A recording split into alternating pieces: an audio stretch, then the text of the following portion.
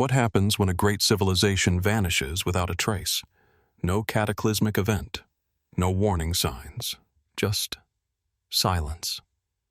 Across the ages, entire empires, once vibrant and powerful, have mysteriously disappeared, leaving behind only fragments of their existence, whispers in the wind. But what if these vanished kingdoms weren't lost by accident? What if the answers to their disappearance are hidden, waiting to be uncovered? For centuries we've marveled at the ruins of the past, wondering how a once flourishing civilization could simply cease to exist. What ancient knowledge did we lose? What truths lie buried beneath the sands, forgotten by time? From the forgotten deserts of Africa to the lost temples of the East, we'll uncover stories that defy explanation. Stories of kingdoms that rose to power, then disappeared as if they had never been. Tonight, we embark on a journey through time, unearthing the mysteries of civilizations that time itself seemed to erase. So sit back, relax, and let's dive into the enigmatic world of these long-lost empires. What we find might just change the way we see history forever. The Anatolian Plateau, where the Hittite Empire once stood, stretches out in quiet desolation today.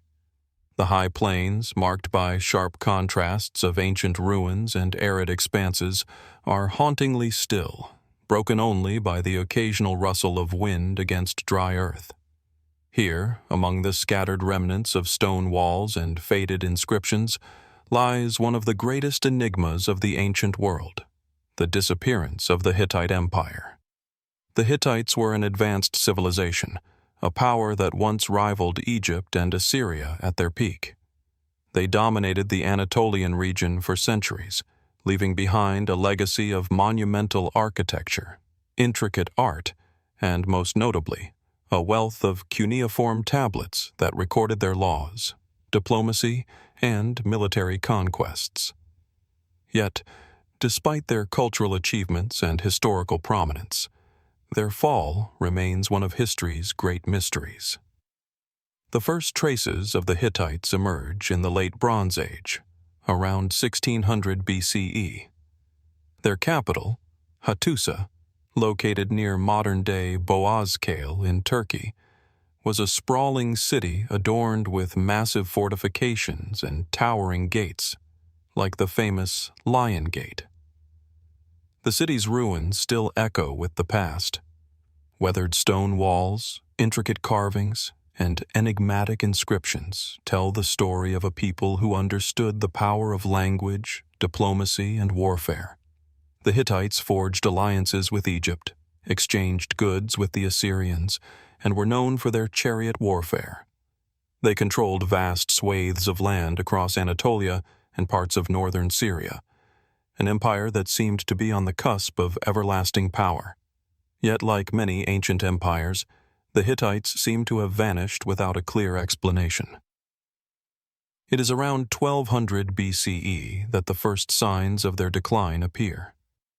Evidence suggests that the collapse was not sudden, but rather part of a series of pressures, both internal and external, that slowly unraveled the Hittite state. As the Bronze Age came to an end, the eastern Mediterranean world was rocked by a series of mysterious invasions, the so-called Sea Peoples, whose origins remain as elusive as their motives. These invaders attacked Egypt, struck down coastal cities, and left destruction in their wake. The Hittites were not immune to this chaos. Inscriptions from the period describe the Hittites' desperate attempts to defend their territories, but the physical evidence suggests a weakening of their military and economic strength. The question that lingers, however, is whether this external pressure alone could have caused the empire's complete disintegration. It's true that by 1178 BCE, the Hittite capital of Hattusa was abandoned, its gates left unguarded, its walls crumbling, its grand temples falling silent. But was it merely the invasions that brought down this mighty empire? Or was there something more? The answer remains elusive.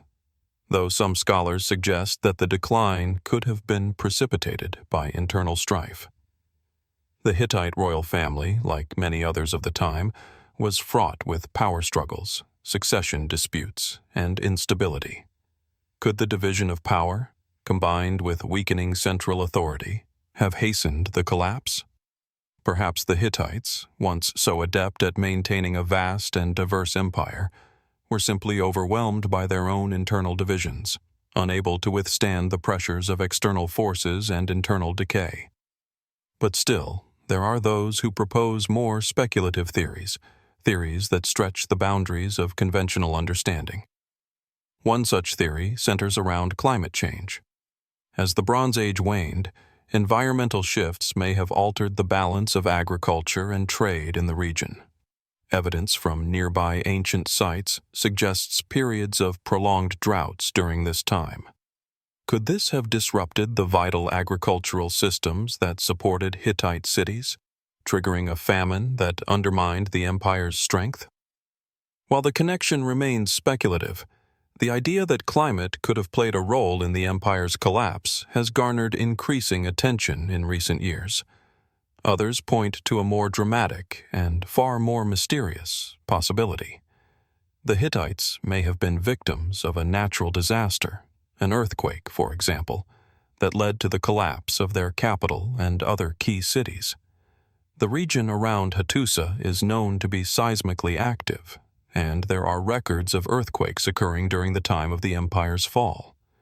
Did a cataclysmic event trigger the sudden abandonment of Hattusa, leaving the empire in ruin?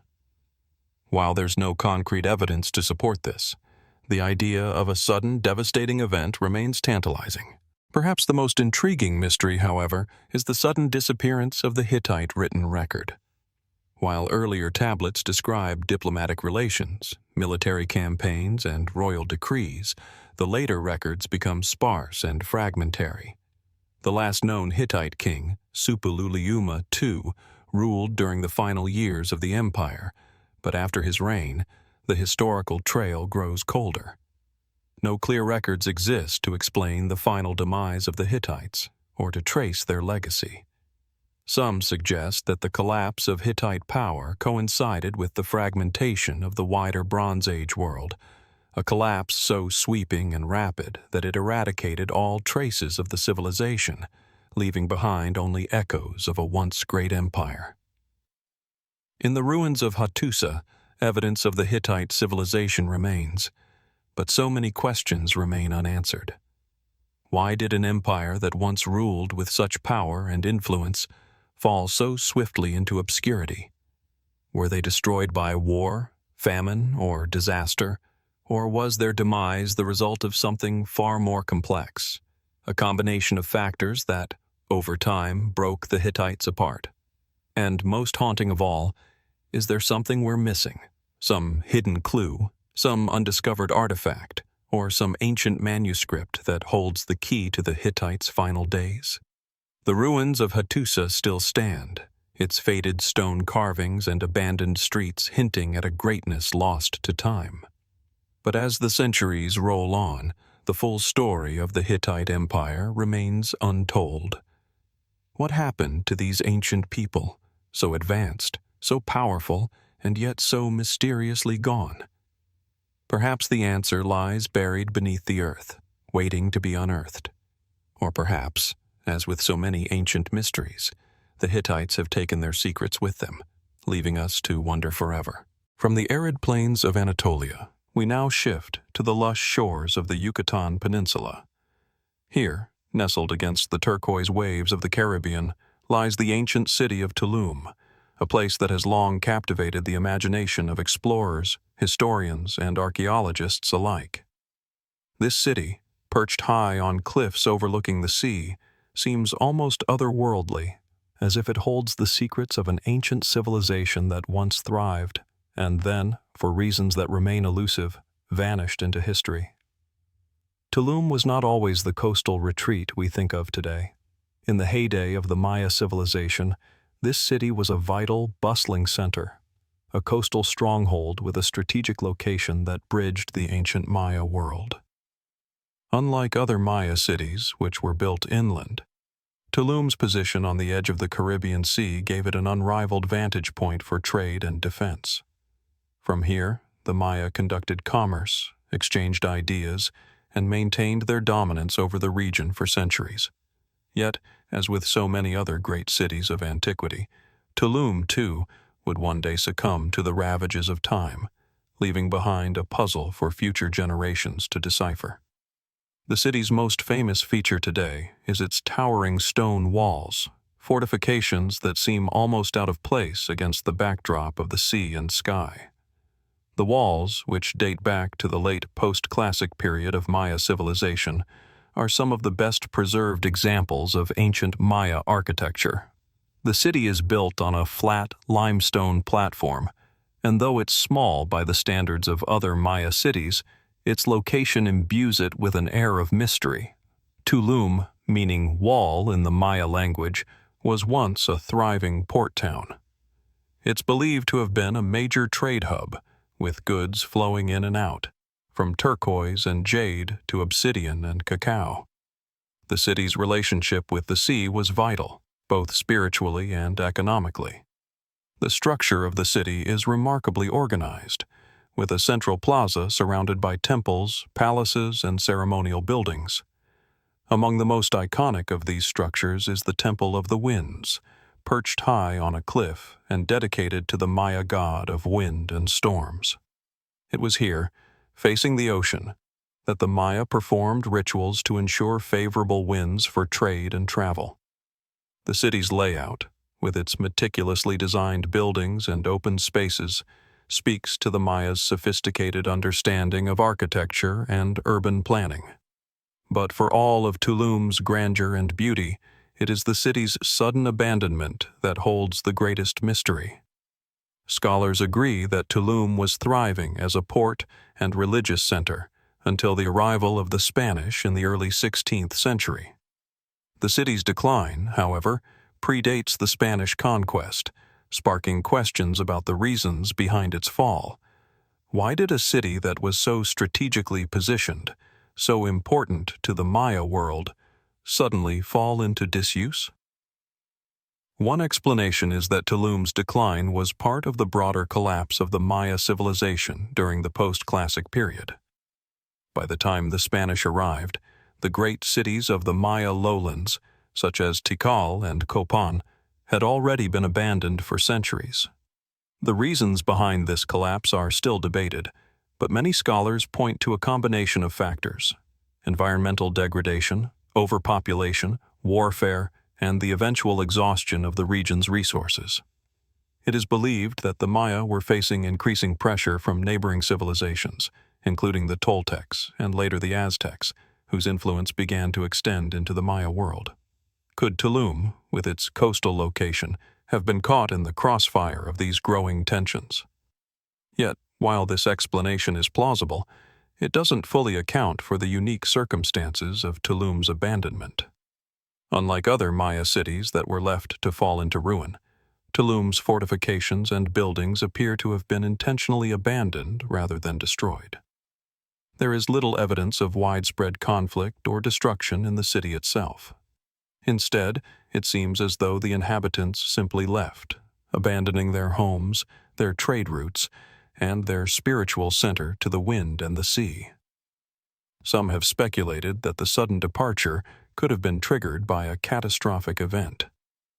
Earthquakes, hurricanes, or other natural disasters are not uncommon in this part of the world. Could a major storm or seismic shift have shaken the city to its core, forcing its people to flee? The Maya, known for their advanced understanding of astronomy and the natural world, may have been able to predict such events. If a disaster occurred, it would have had a profound psychological impact on the inhabitants, leading to the decision to abandon their sacred city. However, no definitive evidence of such a catastrophe has been found at Tulum, and the idea remains speculative at best. Another theory suggests that Tulum's decline may have been related to changes in trade routes. As the Maya civilization evolved, so too did their economic structures. It's possible that as new trading networks developed, Tulum was no longer as important as it once was. Other Maya cities like Chichen Itza and Uxmal began to rise in prominence, and Tulum's position on the periphery of the Maya world may have rendered it less essential. Did the city's residents simply abandon their once thriving port in favor of more prosperous centers? There are also more fringe theories that speculate about the spiritual and religious motivations behind Tulum's abandonment. Some have suggested that the Maya believed the city had fulfilled its purpose and that the time had come for them to move on, perhaps to a more spiritually significant location. The Maya were deeply connected to the cycles of nature, and their belief in cosmic forces was central to their worldview. Could the Maya have believed that Tulum's time had come to an end and that they must leave before the city's spiritual energy became depleted? Others propose that Tulum was abandoned due to the influence of foreign powers. While the city's decline predates the Spanish arrival, it's possible that the city had already been affected by the rise of other Mesoamerican empires, particularly the Aztecs. Tulum's fortifications suggest that it was a strategic location, and it's conceivable that the city's leaders saw the writing on the wall, sensing that they could not withstand the growing power of their neighbors. But again, this theory remains speculative, as no conclusive evidence links Tulum's fall to external conquest. Whatever the reason, Tulum's abandonment raises more questions than answers. How could a thriving, strategic city with such a deep connection to the sea and the cosmos simply disappear? Did the people leave willingly, or was something far more sinister at play? And what remains buried beneath the city's ruins? Hidden treasures, forgotten rituals, or clues that could finally explain why Tulum was left to crumble into the jungle? As we stand at the edge of the cliffs today, looking out over the turquoise waters that once sustained this vibrant city, we are reminded of the fragility of human civilization. Tulum was a place of power, of commerce, and of spiritual significance, a city that stood as a testament to the achievements of the Maya. Yet, like so many other great cities, it too was claimed by the sands of time. The ruins still whisper, but the story is far from complete. What truly happened to Tulum? Was it a slow, inevitable decline, or was it a sudden, mysterious departure? Perhaps the answer lies in the silence of the sea, waiting to be uncovered by the next generation of explorers. As we continue our journey through the ancient world, Tulum remains a reminder of the unknown forces that can shape a civilization, and the mysteries that still lie hidden beneath the surface. What secrets might yet be uncovered in the shadows of its walls? From the Caribbean shores of Tulum, we now turn our gaze eastward, across the vast deserts and riverbanks of northeastern Africa, where the sands of time have hidden the story of another lost civilization, the Meroitic Kingdom of Nubia. In the remote heart of Sudan, along the banks of the Nile, lie the ruins of Meroe, once the thriving capital of one of Africa's most enigmatic ancient empires, a civilization that flourished for centuries, only to fade into obscurity, leaving behind more questions than answers. Meroe, with its towering pyramids and vast necropolises, stands as a testament to the grandeur of Nubian culture. The city is located on the eastern bank of the Nile, in what is now Sudan, far removed from the modern world's gaze. It was the heart of the Meroitic Kingdom, which dominated the region for nearly 1,000 years, from around 800 BCE to 350 CE. Today, the ruins are spread across the arid landscape, punctuated by the striking silhouette of its pyramids, which are smaller yet no less imposing than their counterparts in Egypt. These ancient structures, though weathered by time, still stand as silent sentinels over the land, reminders of a powerful kingdom that once commanded vast influence across northeastern Africa. The Meroitic Civilization was not a fringe kingdom.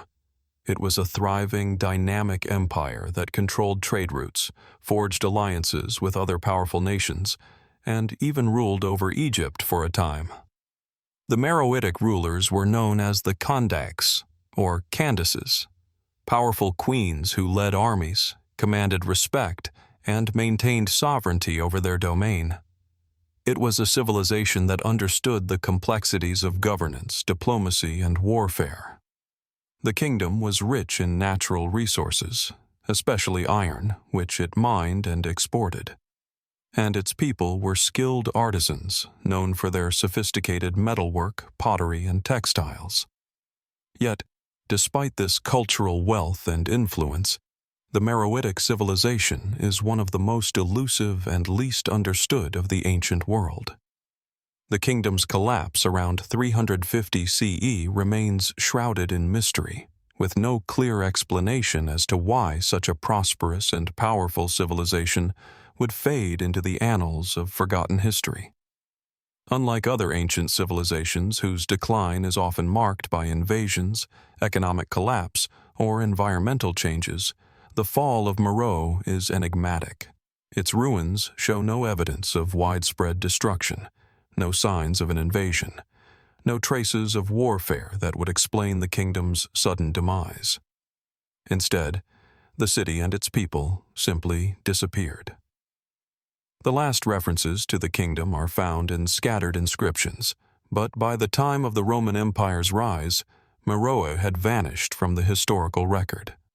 To understand the mystery of Meroe's disappearance, we must first look deeper into the civilization that gave birth to it. The Meroitic Kingdom was the successor to the Kingdom of Kush, which itself was an ancient power. The Kushites had once ruled over Egypt, establishing the 25th dynasty, a period known as the Kushite dynasty, or the Black Pharaohs. However, by the time the Meroitic Kingdom rose to prominence, the Kushites had retreated to their southern heartlands, where they re-established their capital at Meroe. The Meroites, as they came to be known, were heavily influenced by their Egyptian neighbors to the north, adopting many of their customs, religious practices, and artistic traditions. Yet the Meroites were also distinctly African, blending their own cultural identity with that of the Egyptians. They constructed monumental pyramids in the Sudanese desert, yet their pyramids are smaller and steeper than those of Egypt, and their tombs were filled with vibrant murals that told the stories of kings and queens, of their conquests, and of the gods they worshipped. Religiously, the Meroitic people were devout followers of the god Amun, who was revered in both Kush and Egypt. Temples dedicated to Amun and other deities dotted the landscape around Meroe, underscoring the importance of spirituality and divine favor in the lives of the Meroitic rulers. The famous pyramid fields of Meroe, with their hundreds of tombs, reflect the kingdom's reverence for its royal ancestors and the afterlife. But as we look closer at the Meroitic civilization, we begin to see cracks in its seemingly robust foundation. The Meroitic script, a written language used by the kingdom, remains largely undeciphered. Though some progress has been made in understanding the script, it is still an enigma. What stories, what history, what knowledge is hidden in these symbols? It's possible that the key to understanding the rise and fall of Meroe lies within the words that have yet to be fully unlocked. In addition to the linguistic mystery, the physical decline of Meroe also raises questions. The kingdom's last known rulers were the Candaces, powerful queens who may have led their people to battle and ruled with unmatched authority. But what happened to these queens, to the royal family, to the ruling elite? Was there a power struggle that led to the disintegration of the kingdom's political structure? Did internal conflicts weaken the once mighty kingdom, making it vulnerable to collapse? Or was it perhaps the decline of the royal family itself, with no heir to the throne, that led to the kingdom's eventual demise? There are theories, of course, about what brought about the end of Meroe, but none of them offer definitive answers. One theory posits that environmental factors played a role. Changes in the flow of the Nile or prolonged droughts could have disrupted the kingdom's agricultural base, leading to food shortages, famine, and eventually societal collapse. The desertification of the region may have contributed to the loss of vital resources, forcing the Meroites to abandon their once thriving capital in search of more fertile land. Another theory suggests that the Meroites were victims of external pressures. By the time of their collapse, the Roman Empire had begun to expand into Africa, and the Byzantine Empire was emerging in the eastern Mediterranean. The Meroitic Kingdom, once powerful and prosperous, could have been overwhelmed by these expanding empires, unable to defend its borders or maintain its trade networks. Did the kingdom fall to the might of the Roman Empire, or were they simply swept aside by the ever-changing tides of history? Yet another, more speculative theory suggests that the Meroites may have abandoned Meroe intentionally, migrating to other regions or even across the seas. There is evidence of trade links between the Meroites and distant lands, including the Roman Empire, India, and possibly even China. Could it be that the Meroitic rulers chose to leave Meroe behind, seeking new opportunities and new territories beyond the Nile? Perhaps the downfall of the Meroitic Kingdom wasn't a collapse at all, but rather an orchestrated migration, an exodus to lands unknown. But no matter the theory, one thing is clear. The Meroitic civilization holds more mysteries than answers. Despite the discovery of Meroe's pyramids, temples, and tombs, much of its history remains shrouded in uncertainty. What happened to the great city of Meroe? Why did it too disappear from the annals of history? Was it a slow, inevitable decline, or was it a sudden event that wiped the kingdom from the map? The Meroites left behind no written record of their fall, no monumental inscriptions to explain their decline, no historical accounts to tell the tale. All that remains are the ruins, the pyramids, and the unanswered questions. What we do know is that Meroe was a powerful kingdom that left a mark on the ancient world, and yet it remains a civilization that has slipped through the cracks of history. As we continue our journey through the ancient world, we are reminded once again of the fragility of civilizations. The Meroitic Kingdom, like so many others, rose to great heights, only to vanish without a trace. Yet, the mysteries of Meroe endure. What were the true causes of its downfall? What secrets lie buried beneath its ancient pyramids, waiting to be uncovered? What might still be hidden in the silent, wind-swept desert, waiting for the right moment to reveal itself? The answers remain elusive, but the search for them continues. As the high plateaus of Ecuador fade into the past, we now turn our gaze northward, into the heart of ancient Persia, where the mysterious ruins of the Shushan Kingdom lay buried beneath the windswept plains of modern-day Iran. This kingdom, often overshadowed by the grandeur of its contemporaries, such as the Achaemenid Empire and the Elamite Civilization, hides secrets that remain largely untold. Yet, its story is one that demands to be heard, for it represents a culture that flourished in the shadows of history, leaving behind traces that seem to tell of a civilization far more complex and enigmatic than what the records of antiquity have conveyed. Shushan, or Susa as it was known in ancient times, was one of the most important cities of the ancient world. Situated along the banks of the ancient Kirkha River, in what is now southwestern Iran, the city stood at the crossroads of some of the earliest and most powerful empires in the Near East.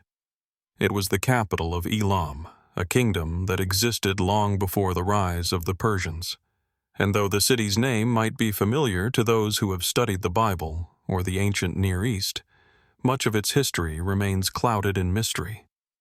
Even today, archaeologists are uncovering new layers of its past, both its triumphs and its eventual disappearance, offering tantalizing glimpses into a civilization that has all but vanished from the historical record. The ruins of Shushan tell a story of a place that once thrived with vibrant life and power. The city was strategically positioned, its location making it an ideal hub for trade, military campaigns, and cultural exchange between the Mesopotamian heartlands, the Iranian Plateau, and the distant lands of Central Asia. Yet, despite its importance, it is not as well remembered as other ancient capitals. The remnants of Shushan's architecture are both grand and mysterious. The ziggurats, the towering temples, and the expansive palaces are evidence of a civilization with advanced engineering and artistic skills. Among the most notable finds at the site are the enormous, intricately carved limestone reliefs and the stunningly detailed palatial walls. The images depicted in these reliefs reveal a culture that was deeply concerned with religion, warfare, and governance. They seem to tell stories of kings and gods, of conquests and victories, but also of loss and decline. One of the most significant mysteries of the Shushan Kingdom lies in its sudden disappearance. The ancient Elamite Kingdom, which ruled over Susa for centuries, eventually came to an abrupt end, its once thriving capital abandoned and its culture largely erased from the annals of history. The question that has puzzled historians and archaeologists for centuries is, why? How could such a powerful kingdom, situated at the heart of one of the most culturally rich and strategically important regions of the ancient world, fade into obscurity? It is known that Shushan fell to the Assyrians in the 7th century BCE, but the reasons for its decline are less clear. The Assyrian invasion was devastating, and much of the city's infrastructure was destroyed. But even after the conquest, Shushan did not immediately disappear. It continued to be a city of significance, eventually becoming a royal residence under the Achaemenid Persians. The city is famously mentioned in the Bible, notably in the Book of Esther, as the setting for the court of King Xerxes. Yet, despite this continued presence in historical records, the ancient Elamite Civilization, the one that built the city of Shushan, faded away without a clear explanation. What happened to the Elamites? What caused their civilization to collapse? Some scholars argue that the fall of Shushan was part of a broader pattern of conquest and assimilation, with the Assyrians, Persians, and other empires slowly erasing the distinctiveness of the Elamite culture. The Elamites, while influential, were never as dominant as their Assyrian or Babylonian counterparts.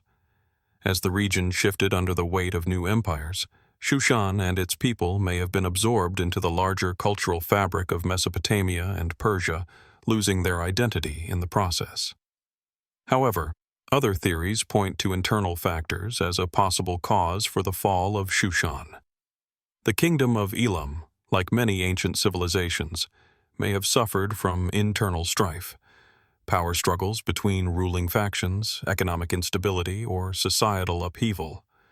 The Elamites were frequently involved in conflicts with neighboring states, and their kingdom may have simply weakened over time, becoming more vulnerable to invasion and collapse. Yet there is another theory, one that delves into the more speculative realms of ancient history.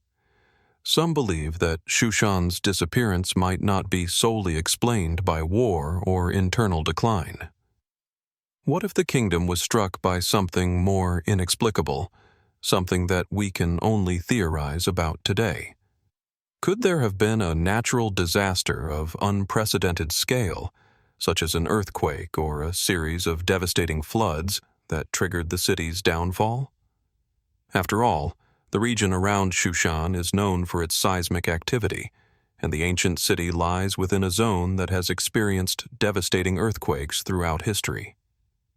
Even more intriguing are the possibilities that lie within the realm of myth and legend.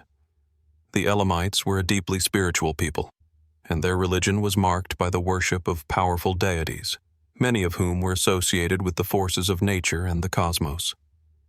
Was there a belief within the Elamite culture that their kingdom had been cursed, or that the gods had abandoned them? Could it be that the decline of Shushan was not simply a historical process, but the result of divine retribution, an ancient mythological tale that was passed down through generations? Furthermore, could the mysterious nature of Shushan's disappearance be linked to the broader geopolitical dynamics of the ancient world?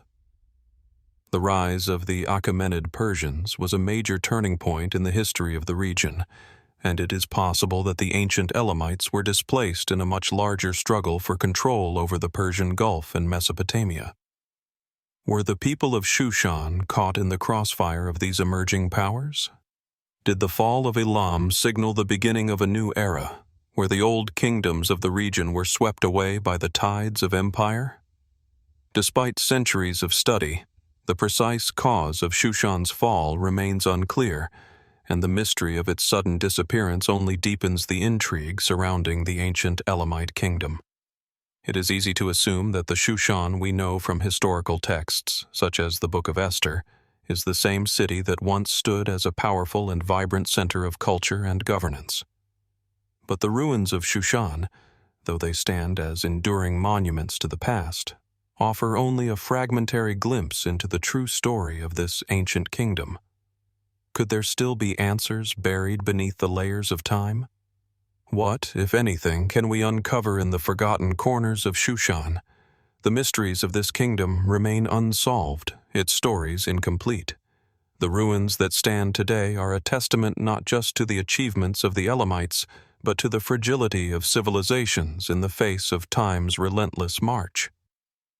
The lost kingdom of Shushan, its rise, its fall, and the reasons behind its eventual disappearance will forever remain an enigma, a story waiting to be uncovered, a mystery that refuses to reveal itself in full. And so, as we move forward in our exploration of ancient civilizations, we are once again confronted with the delicate nature of history. The ruins of Shushan stand as a reminder that even the greatest of empires and the most advanced of cultures can be lost to time. What, then, might we still be overlooking?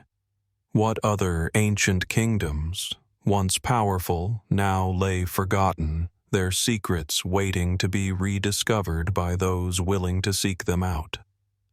Only time will tell.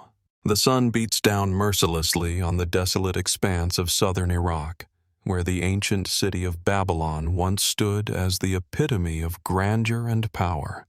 Today, the ruins that remain are but faint echoes of a civilization that reached the heights of art, science, and culture.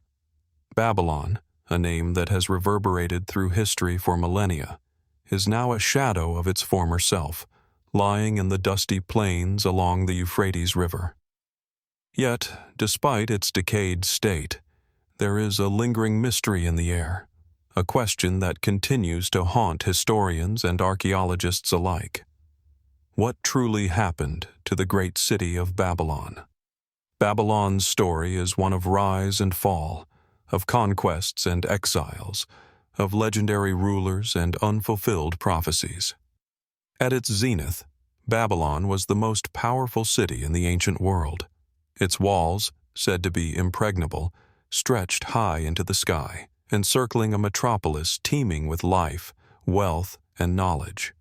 The famed Hanging Gardens of Babylon, one of the 7 wonders of the ancient world, stood as a symbol of the city's opulence, even though no conclusive evidence of their existence has ever been found.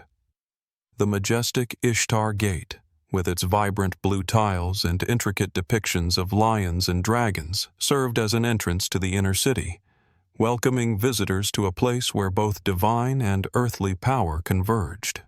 The city's greatest ruler, Nebuchadnezzar II, whose name is forever linked to Babylon, expanded the empire to its greatest extent, building monumental structures and commissioning works of art, architecture, and literature.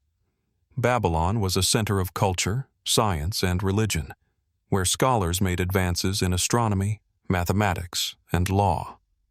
It was a place where the gods were honored with temples and offerings, and where the heavens were meticulously studied to predict the movements of the stars.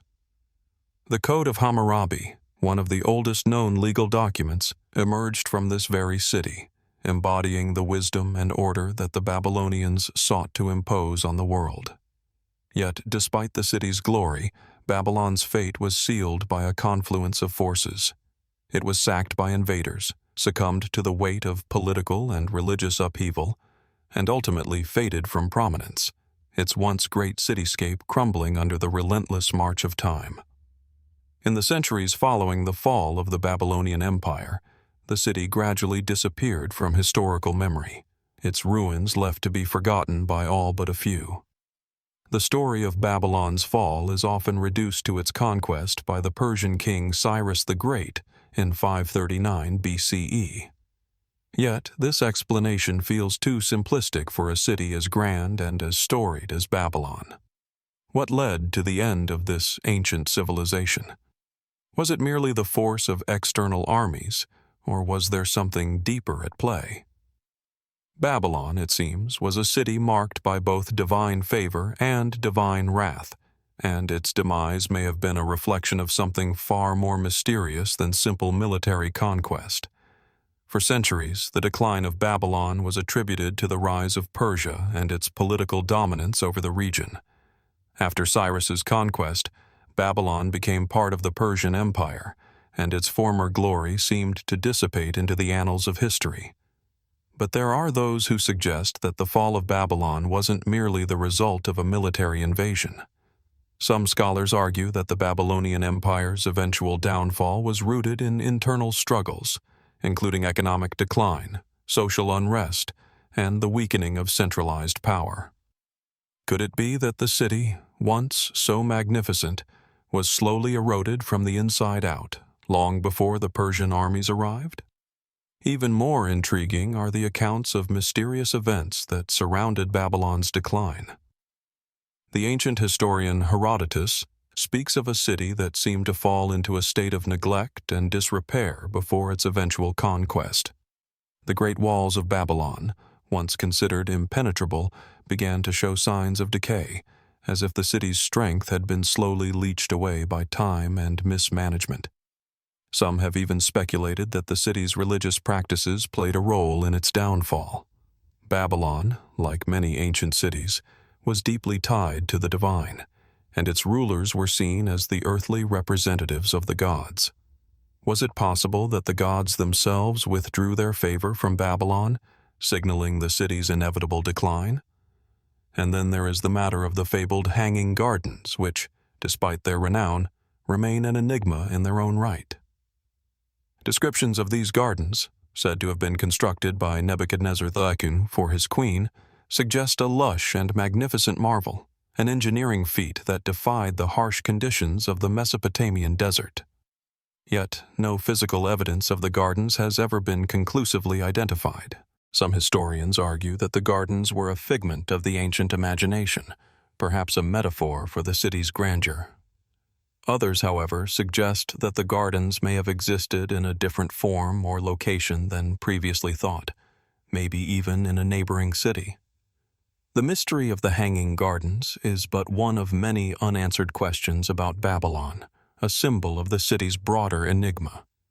Beyond the physical remnants of the city, there are also the stories that swirl around Babylon in the ancient texts.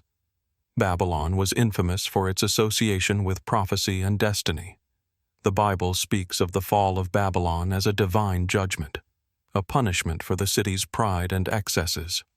The book of Daniel tells of the handwriting on the wall, a mysterious omen that foretold the fall of the Babylonian Empire.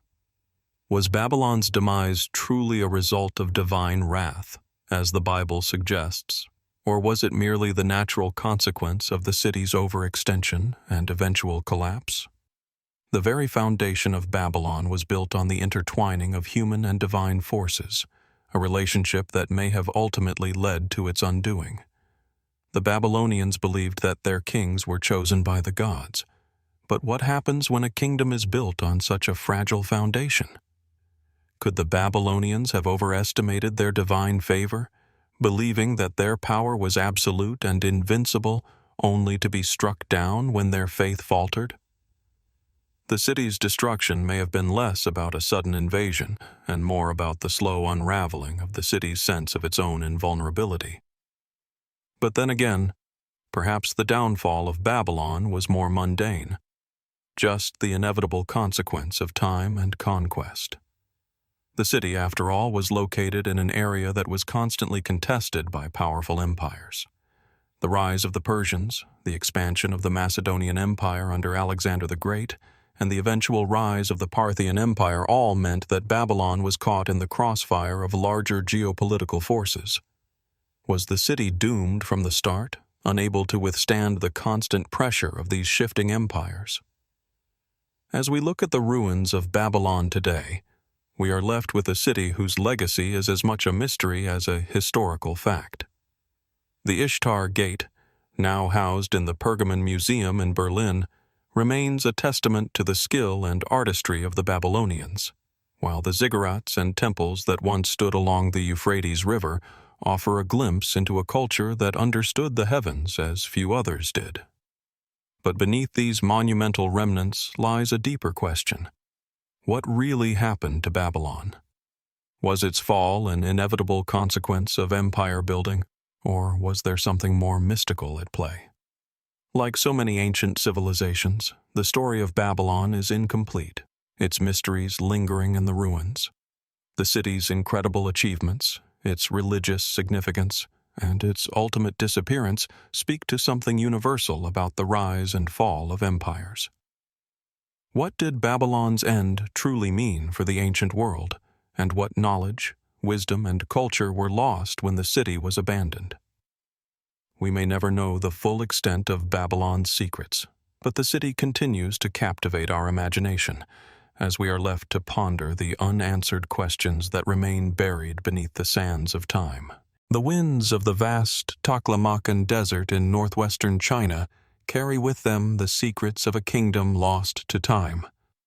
Once, this barren expanse was home to the Uyghur Kingdom, a civilization that flourished in the heart of Central Asia, sitting on the crossroads of ancient trade routes, surrounded by rugged mountains and stretching deserts. Today, the remnants of their kingdom lie scattered across the arid landscape, their once great cities swallowed by the sands of time. The story of the Uyghur Kingdom is one of mystery, its rise and fall intertwined with forces both known and unknown, leaving historians and archaeologists alike to wonder, what happened to the desert kings of mystery?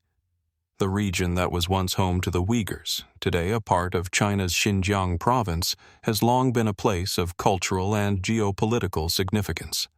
The Uyghur Kingdom, which emerged during the early medieval period, occupied a strategic location along the ancient Silk Road. For centuries, it was a melting pot of diverse cultures, peoples, and ideas, facilitating the exchange of goods and knowledge between East and West. Here, merchants from China, Persia, India, and even the Roman Empire passed through, bringing with them silk, spices, and technologies. It was a place where cultures collided, sometimes peacefully, sometimes violently, creating a complex mosaic of influences that shaped the development of the Uyghur Kingdom. At the height of its power, the Uyghur Kingdom controlled an extensive territory, with its capital, the city of Karakoja, serving as a hub of trade, culture, and religion. The Uyghurs were known for their mastery of the Silk Road trade routes, through which they facilitated the movement of goods, as well as ideas and technologies, between Asia, the Middle East, and Europe. But what is most intriguing about the Uyghurs is not just their ability to thrive in such a harsh environment, but the mysterious forces that seem to have caused their eventual decline and disappearance. The history of the Uyghur Kingdom, like many ancient civilizations, is fragmented. The exact reasons for their disappearance remain shrouded in uncertainty. According to historical texts, the Uyghurs were a Turkic-speaking people who migrated to the region from the steppes of Mongolia and Central Asia. In the 8th century, they established a powerful kingdom, ruling over a significant portion of the Tarim Basin and the surrounding regions. They were initially allies of the Tang dynasty of China, but their relationship with the Chinese imperial court grew increasingly complex. The Uyghurs converted to Buddhism, Zoroastrianism, and later, Islam, with each new belief system leaving its mark on their culture and society. Yet, despite their early successes, the decline of the Uyghur Kingdom was swift and inexplicable. By the 9th century, their once thriving cities had begun to fall into ruin. The reasons for this collapse are not entirely clear. Some historians point to internal strife, as the Uyghur people struggled with power struggles and division between rival factions. Others suggest that the kingdom may have faced external pressure from nomadic invaders or the encroaching forces of the expanding Tang dynasty. Yet there are those who believe that the Uyghur kingdom's decline was due to more mysterious forces that have yet to be fully understood. One of the most compelling aspects of the Uyghur kingdom's downfall is its suddenness. The kingdom, once a powerful and prosperous force in Central Asia, seemingly vanished almost overnight. The cities that were once filled with bustling markets and grand architecture were abandoned, leaving behind only ruins. Ancient Buddhist temples, with their faded murals and weathered statues, stand as silent witnesses to a bygone era, while the intricate carvings and inscriptions on stone pillars remain indecipherable to modern scholars. The Uyghur people, once masters of the Silk Road, disappeared from the historical record, leaving behind few traces of their existence. The abandoned cities, such as the once thriving urban center of Karakokia, raise more questions than they answer. What caused these places to be deserted? The archaeological evidence suggests that these cities were not destroyed by war or natural disaster. Instead, they appear to have been gradually abandoned, as if the Uyghurs simply vanished, their once thriving civilization crumbling from within. Could it be that environmental factors, such as desertification or changes in climate, played a role in the kingdom's collapse? Some believe that the encroaching desert, with its shifting sands and brutal climate, may have made life in the region increasingly unsustainable, forcing the Uyghurs to flee or relocate. Another theory suggests that the Uyghur kingdom's decline may have been tied to its conversion to Buddhism. Buddhism, as a foreign religion, was not universally accepted by all factions of the Uyghur society. Some scholars argue that the religious divisions within the kingdom may have contributed to internal conflict and weakened the unity of the state. Others suggest that the adoption of Buddhism led to the erosion of traditional Uyghur customs and values, causing a loss of identity and cohesion. This fragmentation, according to this theory, could have made the kingdom more vulnerable to external threats. However, the mystery of the Uyghur kingdom's disappearance deepens when we consider the possibility of external forces. The Uyghurs, for all their power, were located at the crossroads of several competing empires, including the Tang dynasty, the Tibetan Empire, and the expanding forces of Islam. Could the Uyghurs have been caught in the crossfire of these larger geopolitical struggles? There is evidence that the Uyghurs were at war with the Tibetan Empire, and some believe that the kingdom's defeat at the hands of the Tibetans may have played a significant role in its collapse. Yet, the suddenness of the kingdom's disappearance raises the possibility that something more than war may have been responsible. Some have speculated that the Uyghurs fell victim to a kind of mystical downfall, an event that cannot be explained by conventional history. There are accounts of strange omens and supernatural occurrences in Uyghur lore, and the kingdom's association with Buddhism, a religion steeped in mysticism, only adds fuel to the fire of these theories. Could it be that the Uyghur kingdom's rulers, in their pursuit of spiritual enlightenment, unknowingly sealed their own fate? Was there a prophetic warning or perhaps a curse that foretold the kingdom's fall? And then there is the issue of the Uyghur people themselves. While the kingdom may have disappeared, the Uyghur ethnic group still exists today, living primarily in the Xinjiang region of China. They have maintained a distinct culture and language, despite centuries of foreign rule and political turmoil.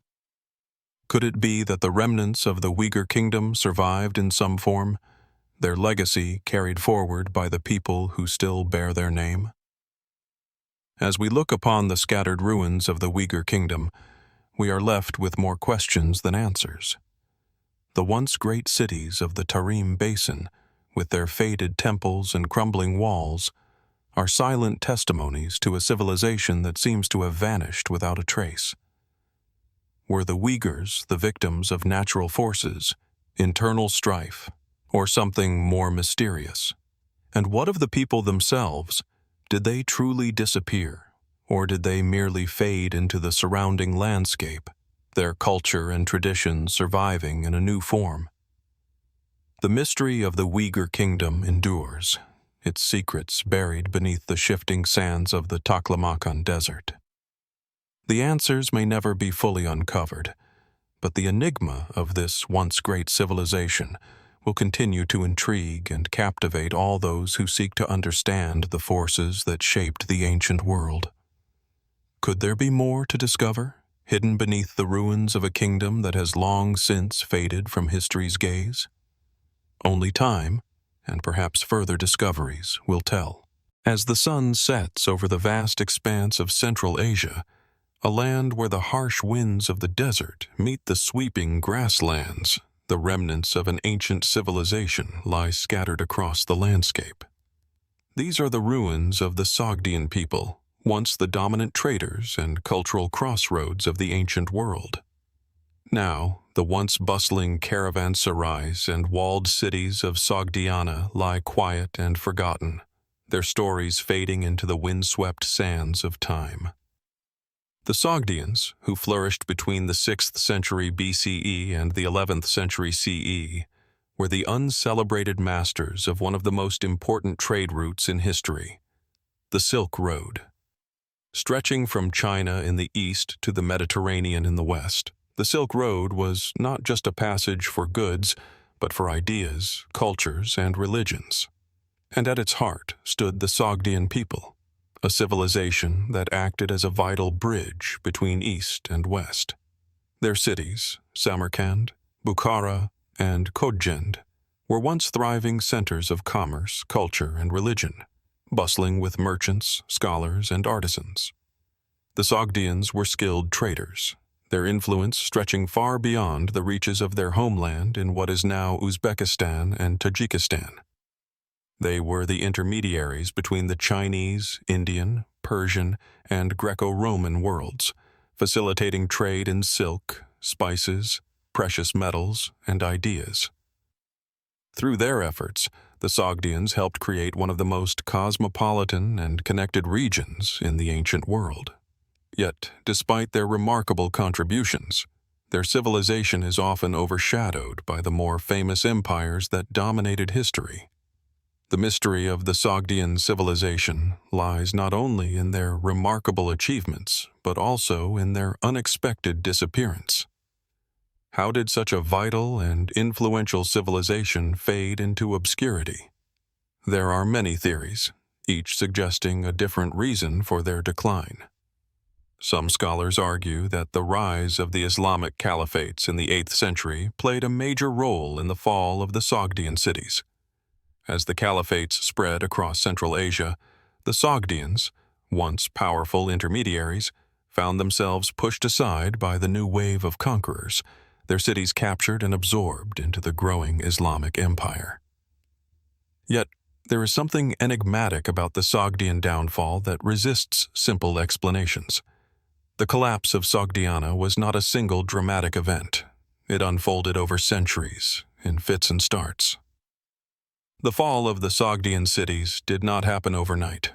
Their destruction was not the result of a single conqueror's sword, but rather a slow erosion of their cultural and economic power, driven by a combination of external pressures and internal decay. But what were the deeper causes of this unraveling? One theory is that the Sogdians were simply victims of changing geopolitical dynamics. As the Islamic Empire expanded eastward, the once thriving trade routes of the Silk Road began to shift. New powers, such as the Turks, began to dominate the region, and the Sogdians, who had been expert middlemen, found themselves marginalized. With the rise of the Islamic empires, Sogdiana's cities lost their importance as key trade hubs. But did the Sogdians adapt to these changes, or did their civilization fall into stagnation? Perhaps the answer lies in the fact that the Sogdians were not just traders, but also a people of profound cultural complexity. Their art, language, and religious practices were eclectic, blending elements from Buddhism, Zoroastrianism, Manichaeism, and even Christianity. This cultural diversity made them uniquely positioned to interact with and influence a wide range of peoples. But it may also have led to internal divisions. Could the complex religious and cultural makeup of the Sogdian people have led to fractures within their society, making them vulnerable to external forces? Moreover, the Sogdians' own historical records remain scarce, further adding to the mystery of their civilization's disappearance. Though their cities were adorned with magnificent murals, carvings, and inscriptions, much of their written language remains undeciphered, locked away in ancient texts and artifacts. The Sogdians left behind a wealth of inscriptions, some in their own script, others in a mix of languages, including Greek, Middle Persian, and Sogdian. Yet, while these inscriptions provide tantalizing glimpses into their world, they also raise more questions than answers. What happened to the bulk of their historical documents? Did they simply disappear, or were they deliberately destroyed? Could there have been a more mysterious factor in the Sogdian collapse? Some researchers have speculated that the fall of Sogdiana might not have been due solely to military conquest or economic shifts. Could it have been the result of an ancient ecological disaster? Sogdiana, while fertile, was also vulnerable to the fluctuations of its environment. Rivers that once nourished the land could easily become unpredictable, and the harsh desert could encroach upon the fertile plains. Could environmental changes have played a role in the gradual collapse of their cities? Did the shifting climate of the region contribute to the decline in agricultural output, leading to famine, migration, or civil unrest? Another more speculative theory suggests that the Sogdians' downfall could be tied to the mystical and esoteric traditions that flourished in their culture. The Sogdians were known for their spirituality, blending Zoroastrianism, Buddhism, and other Eastern beliefs in a way that was highly syncretic. Some believe that this spiritual blending may have contributed to their eventual collapse. Could there have been a spiritual or religious crisis that divided the Sogdians from within? Was there a loss of faith or a shift in spiritual practices that led to a cultural unraveling? For all their accomplishments, the Sogdians left behind few concrete answers. While they were masters of trade, language, and culture, they were also the architects of their own mystery. Their decline wasn't a simple story of conquest, nor a straightforward decline of an empire. It was a gradual fading, a slow burn, the reasons for which remain shrouded in the mists of time. Why did they disappear? Was it simply a matter of historical inevitability? Or was there something more to their fall, a hidden mystery still waiting to be uncovered? Today, the remnants of the Sogdian Civilization lie scattered across the landscape of Central Asia, waiting to be rediscovered. The sites of ancient Bukhara, Samarkand, and Panjikent still whisper stories of a people whose reach extended across vast distances, connecting civilizations and cultures. As researchers continue to study these remnants, the question remains: what happened to the Sogdian civilization? How did the masters of the Silk Road, the forgotten traders of Central Asia, slip from history's grasp? The answers may yet be buried beneath the ruins of the cities they once built, waiting to be uncovered in a future still to come. Nestled along the rugged coast of what is now Spain and Portugal, where the Atlantic Ocean crashes against rocky cliffs and the winds whisper through ancient hills, the Iberian Peninsula holds the secrets of a long-forgotten kingdom. Here, at the edges of Europe, a civilization rose and fell, its story all but erased by time. The Iberians, the indigenous people of the region, once thrived across this wild and beautiful land, leaving behind remnants of their culture, art, and architecture, now largely forgotten. This is the story of the Iberian Civilization, the forgotten kingdom of the West. Stretching back to around 1000 BCE, the Iberian Civilization was a complex and vibrant culture that flourished on the Mediterranean coast long before the rise of Rome. The Iberians were a diverse people, with different tribes and cultures existing across the peninsula. They were skilled in agriculture, metalwork, and pottery, and their cities, though often small and decentralized, formed a network of thriving settlements connected by trade, warfare, and cultural exchange. They built fortresses, developed writing systems, and created intricate artworks that reflected their rich spiritual and cultural beliefs. The Iberians' contact with the ancient Mediterranean world, particularly the Phoenicians, Greeks, and Carthaginians, profoundly shaped their civilization.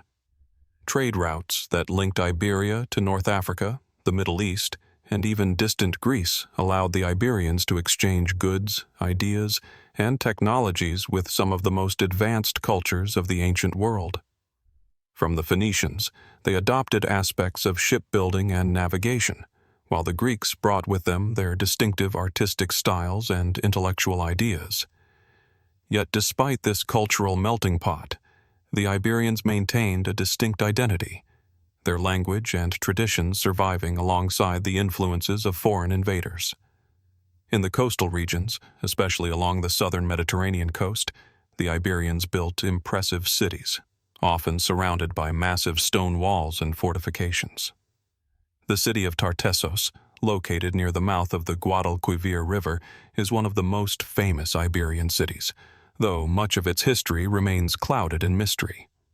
This city, which appears in the writings of Greek historians such as Herodotus, is said to have been a rich and powerful kingdom, one that engaged in trade with the ancient Mediterranean world. Yet, despite its prominence in ancient accounts, the exact location of Tartessos remains unknown, and its fate is one of the great unanswered questions of Iberian history. Was it destroyed by a natural disaster, perhaps the flooding of the river? Or was its fall the result of the slow encroachment of foreign powers such as the Carthaginians or the Romans? Beyond the bustling port cities, the Iberians also lived in fortified hilltop settlements known as castros, which were scattered throughout the inland regions. These settlements are a testament to the Iberians' military prowess, as they built formidable structures to defend themselves against invaders. Evidence of these castros can still be found in the mountainous regions of modern-day Spain and Portugal, where stone walls and watchtowers stand as silent sentinels to a lost civilization. But even in their fortified strength, the Iberians were not immune to the tides of history. The question remains, what led to their disappearance? The most widely accepted theory is that the Iberians were gradually absorbed into the larger empires that dominated the Mediterranean world, particularly the Roman Empire.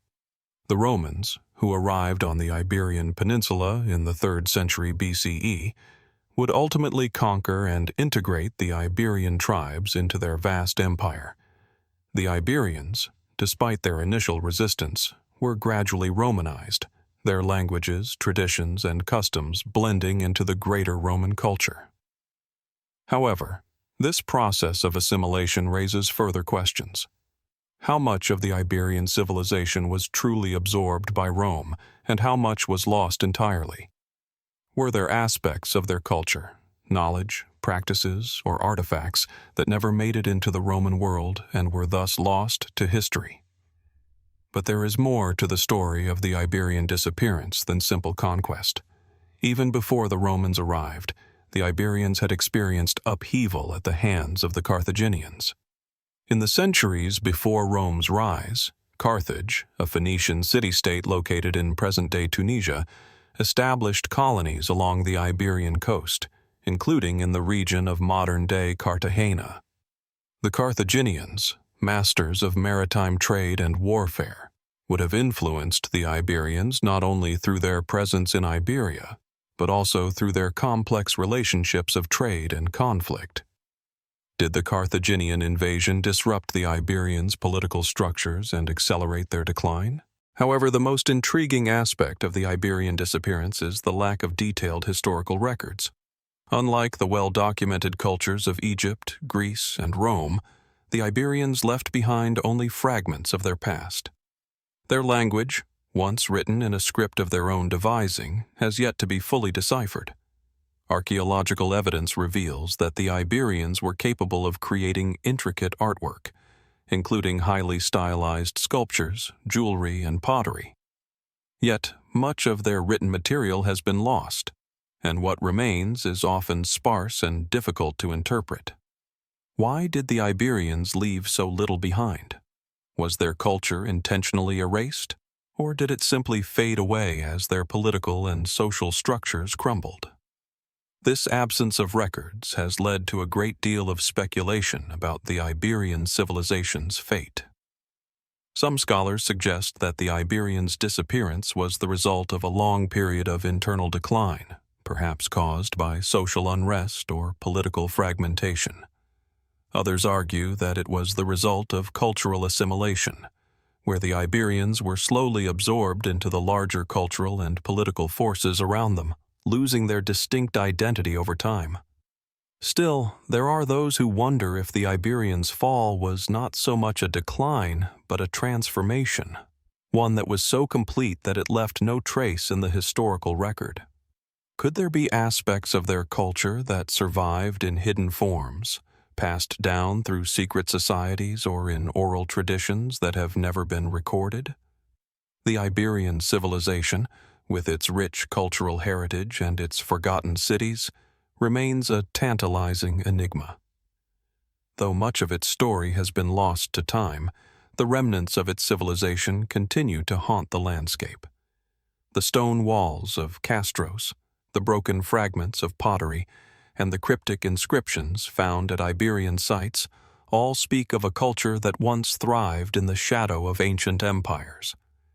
And yet, for all the evidence of their existence, the question persists: how did the Iberians vanish from the historical stage? Was it simply the inevitable result of conquest and assimilation, or is there more to their disappearance than meets the eye? As we look back at the remnants of this forgotten kingdom, one cannot help but wonder, what other secrets lie buried beneath the soil of the Iberian Peninsula? What mysteries remain, waiting to be uncovered? Perhaps the answers to these questions lie not in the past, but in the future, hidden in the ancient landscapes, waiting for the right discovery to bring. As the vast forests and mist-covered mountains of Central Africa give way to the expansive savannas of the Congo Basin, the echoes of a once great civilization can still be heard, though their voices have largely faded into the unknown. The Luba Kingdom, an ancient and powerful empire that once dominated what is now the Democratic Republic of the Congo, left behind monumental traces of its existence, but much of its story remains elusive. What became of this once flourishing civilization? Was it simply overwhelmed by external forces, or did it fade into history for reasons we may never fully understand? The heart of the Luba Kingdom lay in the lush lands near the Lualaba River, a tributary of the mighty Congo River. This river basin was not just a geographical feature, but the lifeblood of the Luba people, a source of sustenance, trade, and cultural exchange. At the zenith of its power, the Luba Kingdom was a complex and advanced society with a sophisticated political structure, rich artistic traditions, and a thriving trade network that stretched across Central Africa. The capital city, known as Kangulu, was a bustling center of commerce and culture, where kings ruled with both spiritual and temporal authority, and society was organized around elaborate systems of governance and belief. The Luba were masters of metallurgy, particularly in the crafting of iron and copper, and their artisans created exquisite works of art, often imbued with spiritual significance. Some of their most renowned pieces include intricately carved wooden figures and beautifully decorated ritual objects, which reveal not only their advanced technical skills, but also their deep connection to the spiritual realm. These objects were often used in ceremonies that sought to maintain balance between the living, the ancestors, and the spirits. The Luba believed in the power of these figures to mediate between worlds, imbuing them with a sense of sacred purpose that transcended mere artistry. But despite the kingdom's remarkable achievements, the Luba are a people whose civilization has not been fully understood. While the broad strokes of their existence are known, such as their powerful kingship system, their rich religious practices, and their trade with neighboring states, the finer details of their history remain shrouded in mystery. One key question lingers. Why did the Luba Kingdom, once so formidable and influential, seemingly vanish from the annals of history? Historical accounts of the Luba Kingdom are sparse and often fragmented, much of the information that we do have coming from oral traditions passed down through generations. These accounts provide valuable insight into the political and social dynamics of the kingdom, but often leave out key details, especially regarding its ultimate decline. The kingdom, which had been a major political and cultural force from the 15th to the 19th century, eventually fell under the sway of European colonial powers, particularly Belgium, which had established control over the Congo. But was the decline of the Luba merely a result of colonization, or was there more at play in their eventual disappearance? One theory posits that the Luba Kingdom may have fallen due to internal instability. In the centuries before European colonization, the Luba experienced a period of fragmentation, with various factions vying for control of the kingdom's vast territories. This internal strife, coupled with the pressures of external trade relations and the constant threat of neighboring kingdoms, may have weakened the Luba's once centralized power.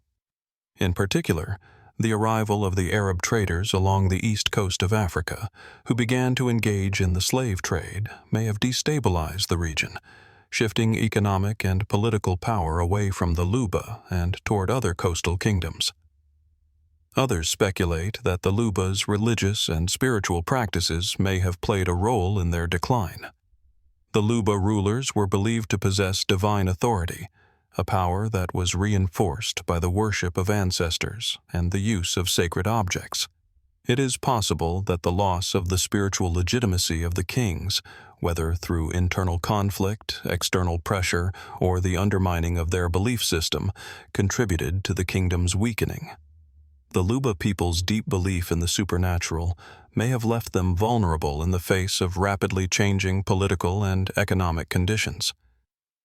Could the loss of faith in their divine rulers have been the final blow? Despite the historical challenges, there is evidence that the legacy of the Luba Kingdom still persists in the culture of the region. The Luba people's descendants continue to live in the Congo, and many elements of their traditions, particularly in the realm of art and spirituality, are still honored and practiced. The Luba's influence can also be seen in the art of neighboring cultures, who adopted many of their artistic styles and ceremonial practices. The iconic Luba stools, intricately carved wooden seats that represent the spiritual authority of the kings, are still highly prized and revered, both for their artistic beauty and their symbolic power. Yet, even with these vestiges of the Luba's past, the question remains: why did this powerful civilization fade into obscurity? Theories abound, but none provide a definitive answer. The archaeological record offers only glimpses into the kingdom's grandeur, tombs, artifacts, and ceremonial sites, but it cannot fully account for the complex web of factors that led to its disappearance. Some suggest that the collapse of the Luba Kingdom was simply a result of the ebb and flow of empires and dynasties, with new powers inevitably rising and falling. Others wonder whether the Luba Kingdom's downfall was accelerated by its own success, as the empire expanded too rapidly, stretching its resources and leadership too thin. There are those who propose that the Luba's legacy may not have disappeared at all, but instead evolved into something more subtle, woven into the very fabric of the Congo's diverse cultures. Could the Luba Kingdom have transformed into a more diffuse, decentralized society, its institutions and spiritual practices carried forward through oral history and hidden within the regional traditions that followed? Perhaps the kingdom did not vanish, but rather adapted and merged with the new political realities of the region, leaving behind a traceable but veiled legacy that awaits rediscovery. As we stand on the precipice of modernity, with the rush of the Congo River flowing before us, the mystery of the Luba Kingdom remains unsolved. Its monuments may have crumbled, and its grand cities may now lie beneath the jungle canopy, but the echoes of its history continue to resonate in the hearts and minds of those who seek to uncover its secrets. The question remains: what happened to the Luba Kingdom, and what knowledge, art, and wisdom did it take with it into the shadows of history? What fragments of the Luba's once great civilization are still hidden, waiting to be revealed? Perhaps, in time, the answers will come, not from the pages of history books, but from the soil of the Congo itself, where the forgotten voices of the Luba still whisper. Nestled in the fertile plains of the Indus River Valley, one of the world's earliest urban centers flourished for over 1,000 years, its cities planned with mathematical precision, its streets laid out in perfect grids, and its residents thriving in a civilization that was as advanced as it was enigmatic. This was the Harappan Civilization, also known as the Indus Valley Civilization, a society that reached remarkable heights in urban development, technology, and trade long before the rise of the ancient Egyptians, Sumerians, or Greeks. But there is one detail that sets the Harappan civilization apart from most others. Despite its sprawling cities, its impressive infrastructure, and its complex society, it lacked one key feature common to nearly all known ancient civilizations: kings. The ancient cities of Harappa and Mohenjo-Daro, among others, stand as silent witnesses to this anomaly. These were not cities ruled by monarchs or dynasties, no grand palaces, no towering temples to gods, and no statues of kings to be found. Instead, these cities were carefully constructed, meticulously organized, and rigorously planned, yet the identity of their rulers, or the very existence of rulers, remains an unsolved mystery. Mohenjo-Daro, located near the modern-day border of Pakistan, is one of the most famous sites of the Indus Valley Civilization.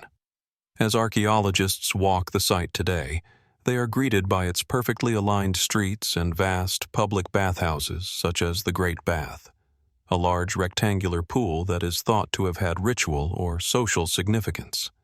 The sophistication of the urban layout suggests a society that valued order, sanitation, and collective living. The homes of Mohenjo-Daro were built from fired bricks, with advanced drainage systems running beneath the streets. Wells were placed at regular intervals, and the streets were wide and arranged in a grid pattern, an urban design centuries ahead of its time. Yet, despite the physical sophistication of these cities, there is no evidence of a central ruler or government. Unlike other ancient civilizations, where kings built monumental structures as symbols of their divine power or authority, there are no royal tombs, no inscriptions that mention a king, and no large temples to worship rulers or deities in the way we see in Egypt or Mesopotamia. In fact, the Harappans left behind only a few seals and inscriptions, many of which have yet to be fully deciphered. The mystery deepens. Why would a civilization that was so advanced in every other aspect leave behind so little trace of political hierarchy? Some historians have suggested that the Harappan civilization was organized in a form of collective rule or council-based leadership. Could it be that instead of a single ruler, a group of elders, priests, or community leaders governed this society? The notion of a government without a monarchy is not completely unheard of in human history, but it remains an anomaly in the ancient world. Other theories suggest that the Harappan people may have lived under a form of decentralized leadership, with each city-state or settlement having its own system of governance, possibly based on mutual agreements or communal practices. But if this were the case, why were the Harappan cities so uniform in design and structure? Was there some form of overarching control, or were these cities merely independent city-states united by trade, religion, or some common cultural practice? The absence of royal symbols and the lack of a tangible ruling class raises important questions. Could the Harappans have lived in a society where the concept of monarchy simply did not exist? Or is it possible that evidence of their rulers has been lost over time? The mystery of the Harappan political structure remains one of the most puzzling aspects of this civilization.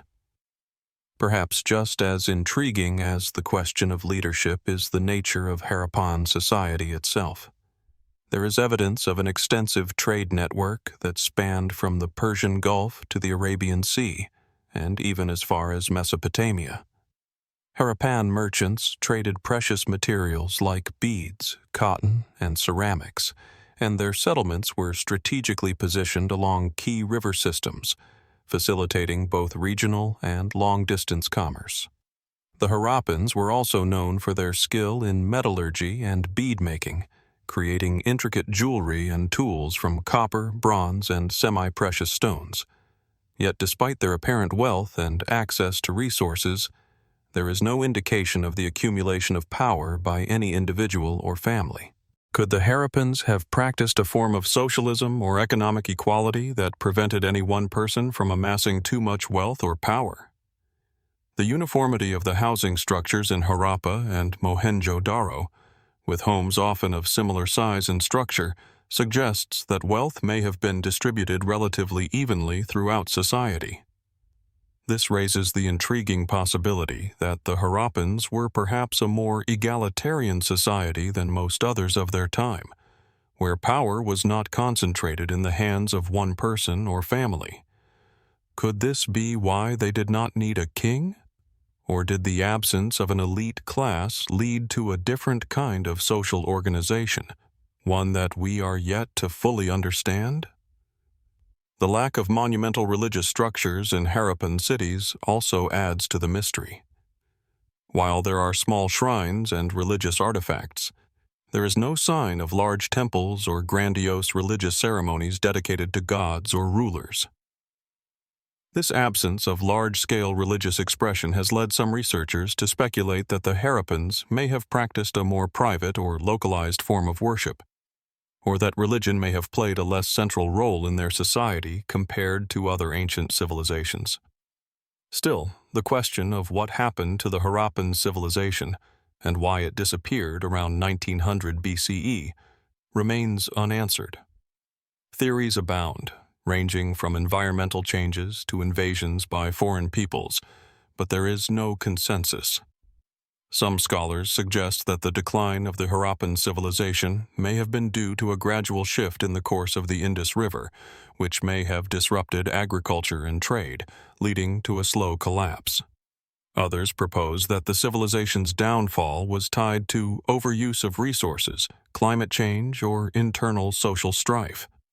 Intriguingly, there are some who argue that the Harappan people did not disappear at all, but instead migrated to new regions or merged with neighboring cultures, leaving behind their old cities in favor of new settlements. The idea of a peaceful, gradual decline, rather than a sudden collapse, is an appealing one, but it is difficult to verify given the limited archaeological evidence. The mystery of the Harappan civilization is not one that can be easily solved. Its cities remain silent, their once bustling streets now abandoned ruins. The artifacts that have survived, seals, pottery, jewelry, and tools, give us glimpses into a society that was far more advanced and sophisticated than many of its contemporaries. But the absence of clear evidence regarding its rulers and its eventual demise leaves much to the imagination. What happened to the leaders of this remarkable civilization? Why did they not leave behind the monuments, inscriptions, or artifacts we would expect to find in other ancient cultures? And what secrets remain buried beneath the ruins of Mohenjo-Daro and Harappa, waiting to be uncovered. As we stand on the edge of the Indus Valley, staring at the cracked remnants of the once great cities, one question lingers. Will we ever truly understand the enigmatic civilization that built these cities? Or will the Harappan Kingdom forever remain a kingdom without kings, a society without rulers, and a mystery without resolution? As the sun sets over the hills of western Turkey, the ruins of ancient Lydia rise from the earth, shrouded in the quiet stillness of time. Towering over the landscape, the once thriving city of Sardis stands as a silent witness to a civilization that left an indelible mark on the ancient world, yet vanished without a trace. Once, these hills were the seat of the legendary King Croesus, a ruler whose name has echoed through history, immortalized by his unimaginable wealth, most famously, his golden treasures, which would become the stuff of myth. But like many ancient wonders, the story of Lydia remains incomplete, tangled in mystery and uncertain fates.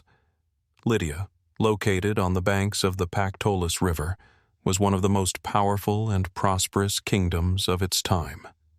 The city of Sardis, its capital, was strategically positioned at the crossroads of the great trade routes that connected the Aegean coast with Asia Minor. Sardis flourished under the reign of Croesus, whose wealth was legendary, so immense, in fact, that it was said to rival even the gods. Ancient texts tell of his palace, gleaming with gold, and the wealth of his people, who lived in a kingdom where the very soil seemed to glitter with riches. Yet, despite the grandeur of the Lydian Empire, one question remains. What happened to the kingdom of Lydia, and why does it seem to have disappeared so abruptly from the pages of history? When archaeologists first unearthed the city of Sardis in the late 19th century, they were astonished to find evidence of opulent buildings, enormous temples, and sprawling marketplaces. The city was home to remarkable structures like the Temple of Artemis, one of the largest and most impressive of the ancient world, as well as a vast gymnasium, a testament to Lydia's advanced architectural achievements. Yet, despite all the grandeur, there was no clear indication of a violent fall, no ruins of burnt buildings, no signs of war. It was as though one day the Lydians simply vanished, their wealth, power, and knowledge seemingly evaporating into thin air. The wealth of Lydia is perhaps most famously symbolized by its golden river. The Pactolus, which runs through the heart of Sardis, was believed to carry gold dust in its waters, giving the Lydians a steady supply of precious metal. The famous tale of King Midas, whose golden touch turned everything he touched into gold, is often linked with Lydia, and perhaps it was here, in this golden land, that the myth was born. The association between Lydia and gold runs deep, but it's not just a myth. The Lydians were pioneers in minting coinage, creating the world's first true coins of gold and silver. This innovation transformed the ancient world, paving the way for the development of modern economies. However, despite these profound accomplishments, Lydia's fate remains elusive. In 546 BCE, the once mighty kingdom fell to the Persian Empire under King Cyrus the Great. The event itself was swift and decisive, but its aftermath is what raises more questions than answers. While many civilizations face invasion and war, the collapse of Lydia is particularly mysterious, given that it did not appear to undergo a prolonged period of conflict or destruction. The loss of Lydia, like the loss of many ancient kingdoms, is not just a historical fact, but an enigma, shrouded in the fog of time. Some scholars argue that the fall of Lydia was the result of internal decline, an empire that had grown complacent, perhaps even overextended. As wealth and luxury flourished, did the Lydians lose their military prowess, allowing them to be easily overtaken by the Persians? The legendary wealth of Croesus, who is said to have been blinded and exiled after his defeat, may have blinded his kingdom to the growing threats on the horizon. The fall of Sardis may have been the inevitable outcome of an empire that had lost sight of the very elements that made it successful, its military strength and strategic vision. However, others propose a different theory. What if the fall of Lydia was not just the result of military conquest, but also due to a deeper, more insidious force, one that involved environmental collapse? The Kingdom of Lydia was built on the fertile lands of the Anatolian Plateau, an area that relied heavily on its natural resources. Did the Lydians overexploit their land, extracting too much gold from the Pactolus River, or overusing the agricultural resources that sustained their society? As the environment around them began to change, did the Lydians fall victim to drought, famine, or other ecological factors that weakened their society and made them vulnerable to outside forces? Some experts speculate that the collapse of the Lydian kingdom may have been a result of a combination of natural disasters and social decay, a slow and gradual unraveling of a once great civilization. Yet, even this theory leaves much to be desired. For how does one explain the sheer abruptness of Lydia's fall? Other cities within the Persian Empire were able to rebuild and recover after Cyrus's conquest, but Sardis was not so fortunate. Was the city destroyed on purpose, its people deliberately scattered or killed? Or did the wealth and allure of Sardis simply become too tempting for the new rulers, leading to a deliberate erasure of the city from history? The most intriguing aspect of Lydia's disappearance is the mystery surrounding the loss of its treasures, specifically the legendary riches of Croesus. After his defeat, it was said that Cyrus the Great entered the palace of Sardis and, upon finding immense wealth, took it as his own. But where are these riches now? Could the treasures of Sardis still be hidden somewhere beneath the ruins of the ancient city, waiting to be rediscovered? Some speculate that the city may have been stripped of its wealth and deliberately buried by the Persians to prevent it from falling into enemy hands.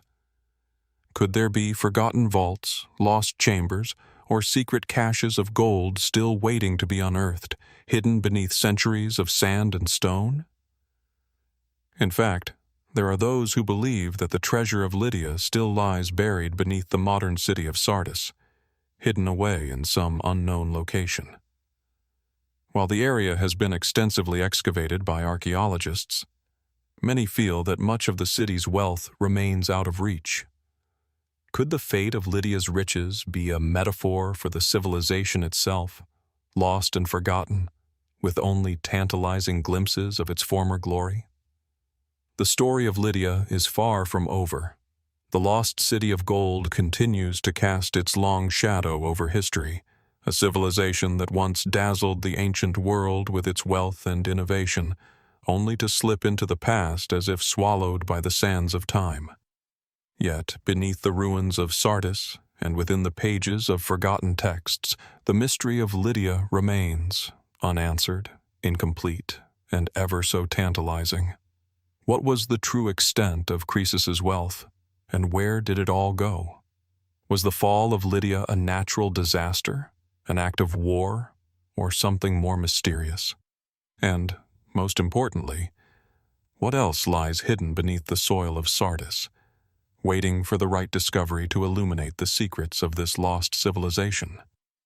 The Kingdom of Lydia, with all its riches and mysteries, may have disappeared from history, but its legacy, the legacy of the Golden City, continues to beckon, urging us to look deeper, to question, and to wonder what might still be waiting in the darkened corners of the past.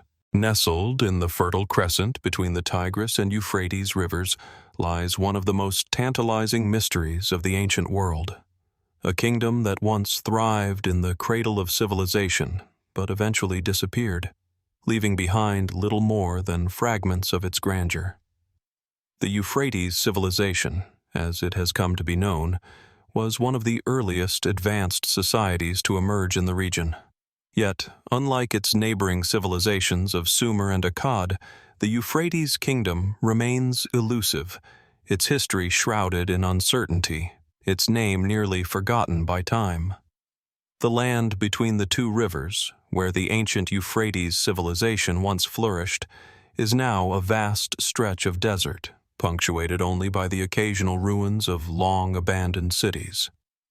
Despite the arid terrain, the region was once alive with bustling cities, fertile farmlands, and complex systems of irrigation that harnessed the power of the rivers.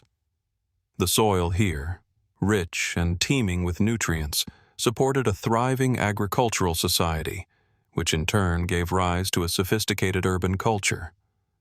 The remnants of this civilization, crumbling walls, half-buried temples, and weathered stone artifacts, now lie scattered across the landscape like forgotten echoes of a world long gone. For centuries, the Euphrates civilization seemed to have simply vanished from the pages of history. Unlike other ancient civilizations whose legacies were preserved in monumental structures or inscribed in tablets, the Euphrates Kingdom left behind little to explain its sudden disappearance. No grand monuments survived, no well-documented texts or inscriptions have been found, and no records of its demise were preserved by contemporary civilizations. Its very name has all but been erased from the historical record. Yet, traces of this lost kingdom have surfaced in surprising places.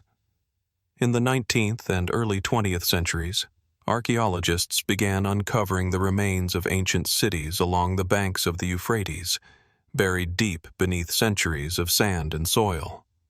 These cities, some large and elaborate, others more modest, bear witness to the advanced level of civilization that once existed in this forgotten corner of the world. Artifacts unearthed from these sites, ceramic pottery, intricate jewelry, and finely crafted tools, speak of a society that was highly skilled in craftsmanship, trade, and governance.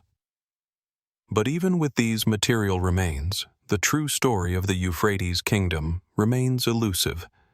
What we do know is that the civilization flourished during the 3rd millennium BCE, at a time when other great cultures, such as the Sumerians and Akkadians, were also emerging in the region.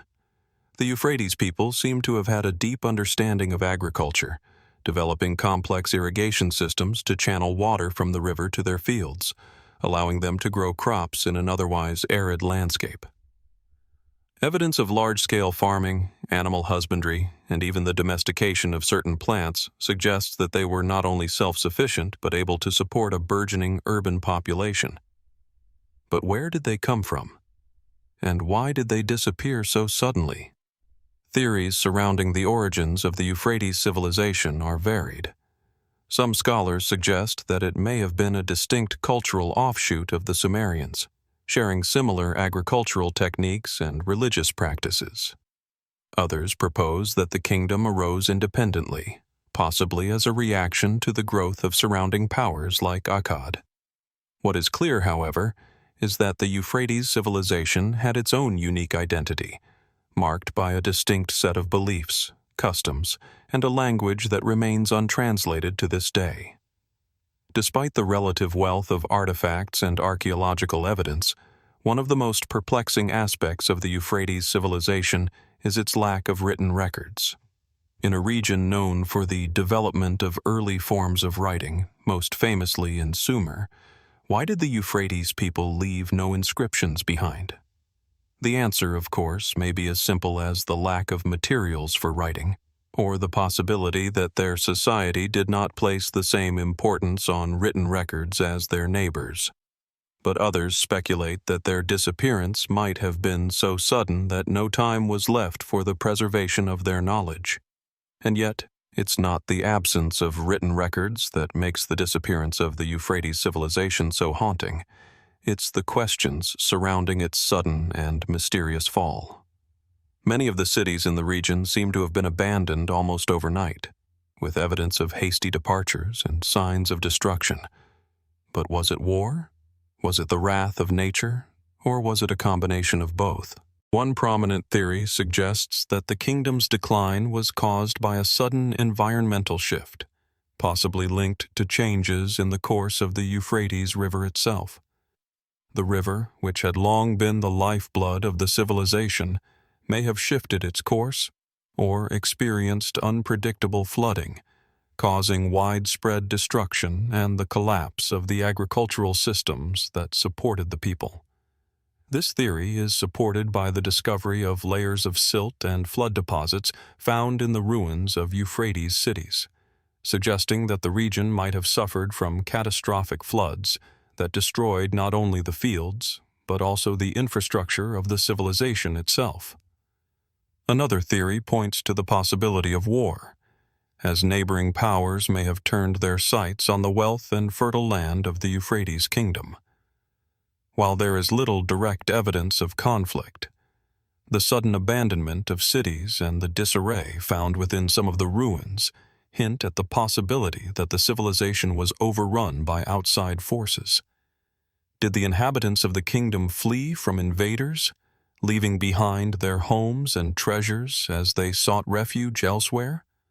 Or did the invaders take what they wanted, then disappear just as mysteriously as the civilization they conquered? Some have even speculated that the disappearance of the Euphrates civilization might have been the result of an internal collapse, brought about by social or political instability. Could a once thriving society have simply imploded under the weight of its own success? The complex systems of governance and trade may have eventually led to infighting, corruption, or revolt, tearing the society apart from within. And yet, no definitive evidence exists to confirm this theory, leaving it as little more than conjecture. Despite all these theories, one thing is certain: the story of the Euphrates civilization remains unfinished. The kingdom's legacy, like the ancient river that once nourished it, is fragmented and scattered, its once great cities now little more than dusty ruins.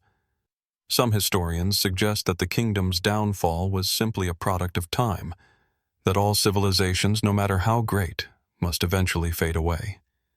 But is it possible that something more mysterious lurks beneath the surface? Could there be secrets still buried beneath the sands of time, waiting to be uncovered? The Euphrates civilization, like so many other ancient kingdoms, left behind a legacy of mysteries that continue to captivate modern minds. What happened to this lost kingdom, and why was it forgotten for so long? Could there be more to its disappearance than we have yet uncovered? And perhaps, most haunting of all, is there something more hidden in the forgotten cities of this ancient civilization, waiting for the right moment to be rediscovered? As the rivers of time continue to flow, the lost kingdom between the two great rivers remains a riddle waiting to be solved. In the vast, sun-bleached expanse of the Iranian plateau, a story lies buried beneath the rubble of ancient ruins, one of grandeur, complexity, and mystery. This is the story of the Elamite Civilization, a culture that rose to power long before Persia, a kingdom that stretched across the lands of modern-day Iran and southern Iraq, and yet, like so many forgotten empires, vanished into the annals of history, its mysteries still haunting us today. The heart of Elam lay in the fertile lowlands between the Tigris and Euphrates rivers, a region where the earth, rich and abundant, supported flourishing cities. Its capital, Susa, was one of the most important centers of trade and culture in the ancient Near East, rivaling even Babylon and Ur in its prominence. The towering ziggurats, intricately designed palaces, and large temples of Susa speak of a civilization deeply invested in both the spiritual and material worlds. From these foundations, the Elamites built an empire that would stretch its influence far and wide. The city of Susa itself was an architectural marvel, strategically located at the crossroads of key trade routes that linked Mesopotamia, the Indus Valley, and Anatolia. A city of immense wealth and cultural significance, it was at the heart of a civilization that had mastered the art of agriculture, metalworking, and early urban planning. The Elamites were known for their highly developed skills in pottery, weaving, and metallurgy, producing weapons and tools that were highly prized across the ancient world. Their trade networks extended as far as the Arabian Peninsula, the Indus Valley, and even Egypt. For centuries, Susa stood as a beacon of innovation and influence in the ancient world. Yet for all its brilliance, the Elamite civilization's story was marked by a sense of fragility. Though they wielded considerable power, the Elamites were often at odds with their neighbors, particularly the mighty Babylonians and Assyrians. Susa, while a cultural hub, was also the target of repeated invasions and sacking. It's said that the city fell to the Assyrians in the 7th century BCE, an event that marked the beginning of the end for the once great Elamite Empire. But what truly caused the downfall of the Elamites? Was it merely a string of invasions? Or was there something more to the collapse of this ancient kingdom, a deeper, more mysterious force at work? The Elamites certainly faced their fair share of external pressures. The rise of the Assyrian Empire in the north and the Babylonians in the west created a hostile environment for the Elamites, who found themselves squeezed between these two powerful neighbors. Yet, even as the Elamite kingdom was in decline, there was still much to suggest that their society was technologically advanced, with an extensive network of roads, irrigation systems, and even an early form of writing. Elamite writing, a script that remains partially deciphered, is another enigmatic piece of the puzzle. Known as Linear Elamite, it was used extensively in the administration of the kingdom. Yet, despite the discovery of numerous inscriptions, the full decipherment of the language has eluded scholars. The script's meaning remains a mystery, which only deepens the enigma of the civilization itself.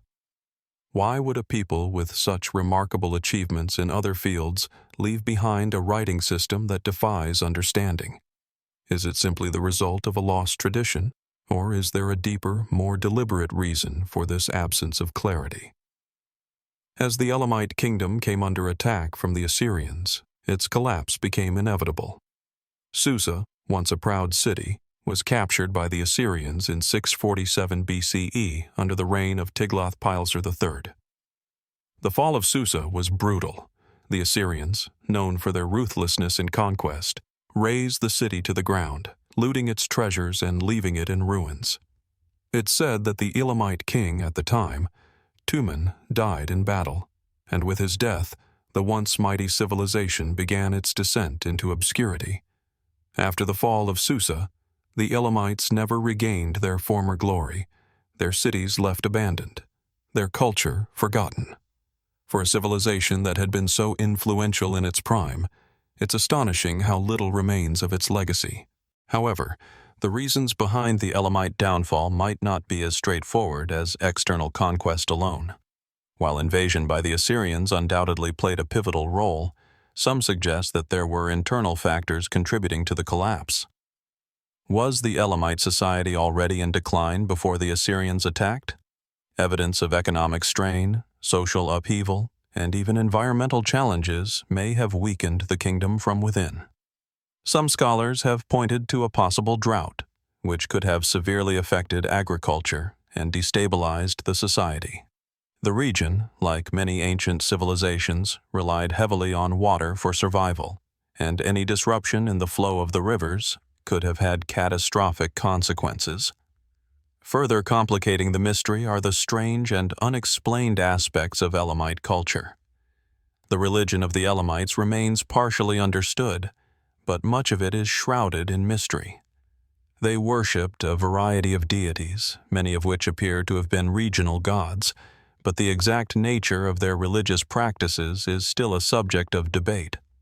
Some scholars believe that the Elamites practiced a form of animism, believing that spirits resided in natural elements, but the lack of detailed religious texts makes it difficult to confirm. Perhaps most intriguing is the fact that the Elamites never fully assimilated with the cultures that came after them, despite their significant influence. After the fall of Susa, the region would come under the control of successive empires, from the Achaemenids to the Parthians, yet the Elamite people never seemed to reassert themselves. While some remnants of Elamite culture survived in the region, such as art, pottery, and religious practices, there was no attempt to revive the kingdom itself. What happened to the Elamites after the fall of their empire? Did they simply fade away, absorbed into the larger empires that followed, or did they retreat into the mountains, continuing their way of life in secret? One theory that has garnered interest among researchers is the possibility that the Elamite downfall was a consequence of a larger geopolitical shift in the region. As the Assyrian Empire expanded, it disrupted long-standing trade routes, destabilizing the economies of surrounding regions. The Elamites, like many civilizations, may have simply succumbed to the overwhelming force of the Assyrians, whose military prowess was unrivaled at the time. But this theory raises another question. Why did the Elamites, who had once been a force to be reckoned with, fail to adapt or survive the changing political landscape? The eventual decline of the Elamites leaves us with more questions than answers. Despite their influence on the development of ancient Mesopotamian culture, their fall remains one of the most perplexing episodes in the history of the ancient Near East. What did the Elamites know that we do not? What were their secrets, their innovations, their lost knowledge? As the sands of time continue to shift over the ancient cities of Elam, the echoes of their civilization fade, leaving only remnants behind, faint whispers of a people whose story is still only partially told.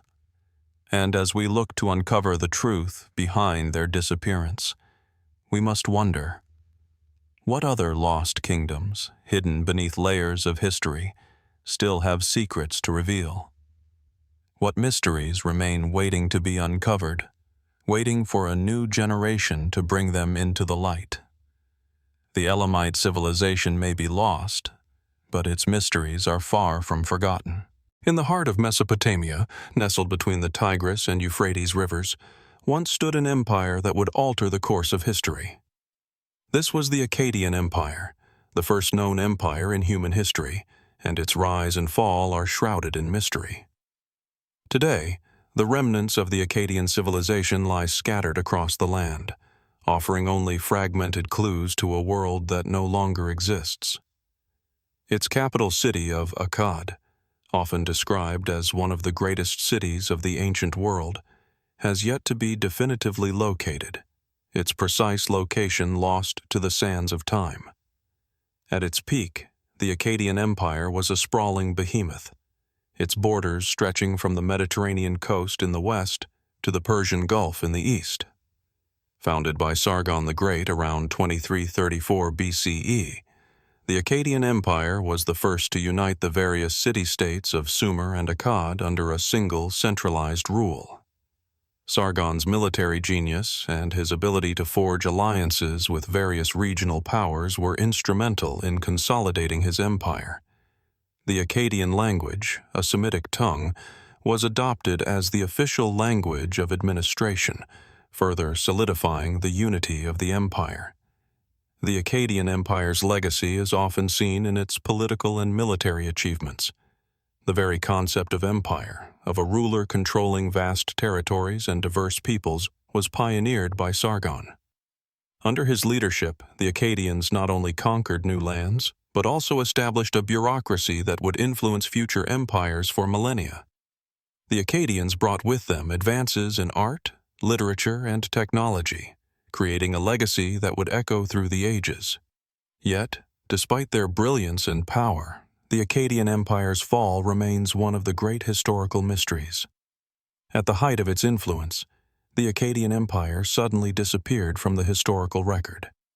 The Akkadian language faded from use, and the once great city of Akkad was abandoned. The collapse of the Akkadian Empire was not immediate. It was a slow unraveling, a gradual decline that spanned decades. But what caused it? Was it external invasions, internal strife, or a combination of both? And, most intriguing of all, could there have been a cataclysmic event, something so devastating that it led to the disappearance of an empire that had seemed invincible? The most accepted theory is that the Akkadian Empire fell due to a combination of factors, both internal and external. One of the key factors cited is the so-called collapse of the Akkadian climate. Some scholars believe that the empire's fall was triggered by a severe and prolonged drought. Evidence of this drought has been found in the form of a sudden decrease in the flow of the Tigris and Euphrates rivers, which were vital to the Akkadians' agricultural system. This disruption of their water supply would have led to crop failures, food shortages, and a breakdown of the empire's economic foundation. As the Akkadian heartland dried up, the empire's agricultural base collapsed, causing famine and hardship. This, in turn, would have led to internal dissent, weakening the centralized power of the Akkadian kings. But was this natural disaster the only cause of the Akkadian Empire's collapse? Some scholars argue that it may have been a combination of factors, including political instability and external invasions. The Akkadians were not the only power in the region. To the east, the Gutians, a nomadic people from the Zagros Mountains, had been pressuring the Akkadian borders for years. In 2200 BCE, after the death of Sargon's successor, Naram Sin, the Gutians launched a series of raids that left the Akkadian heartland vulnerable.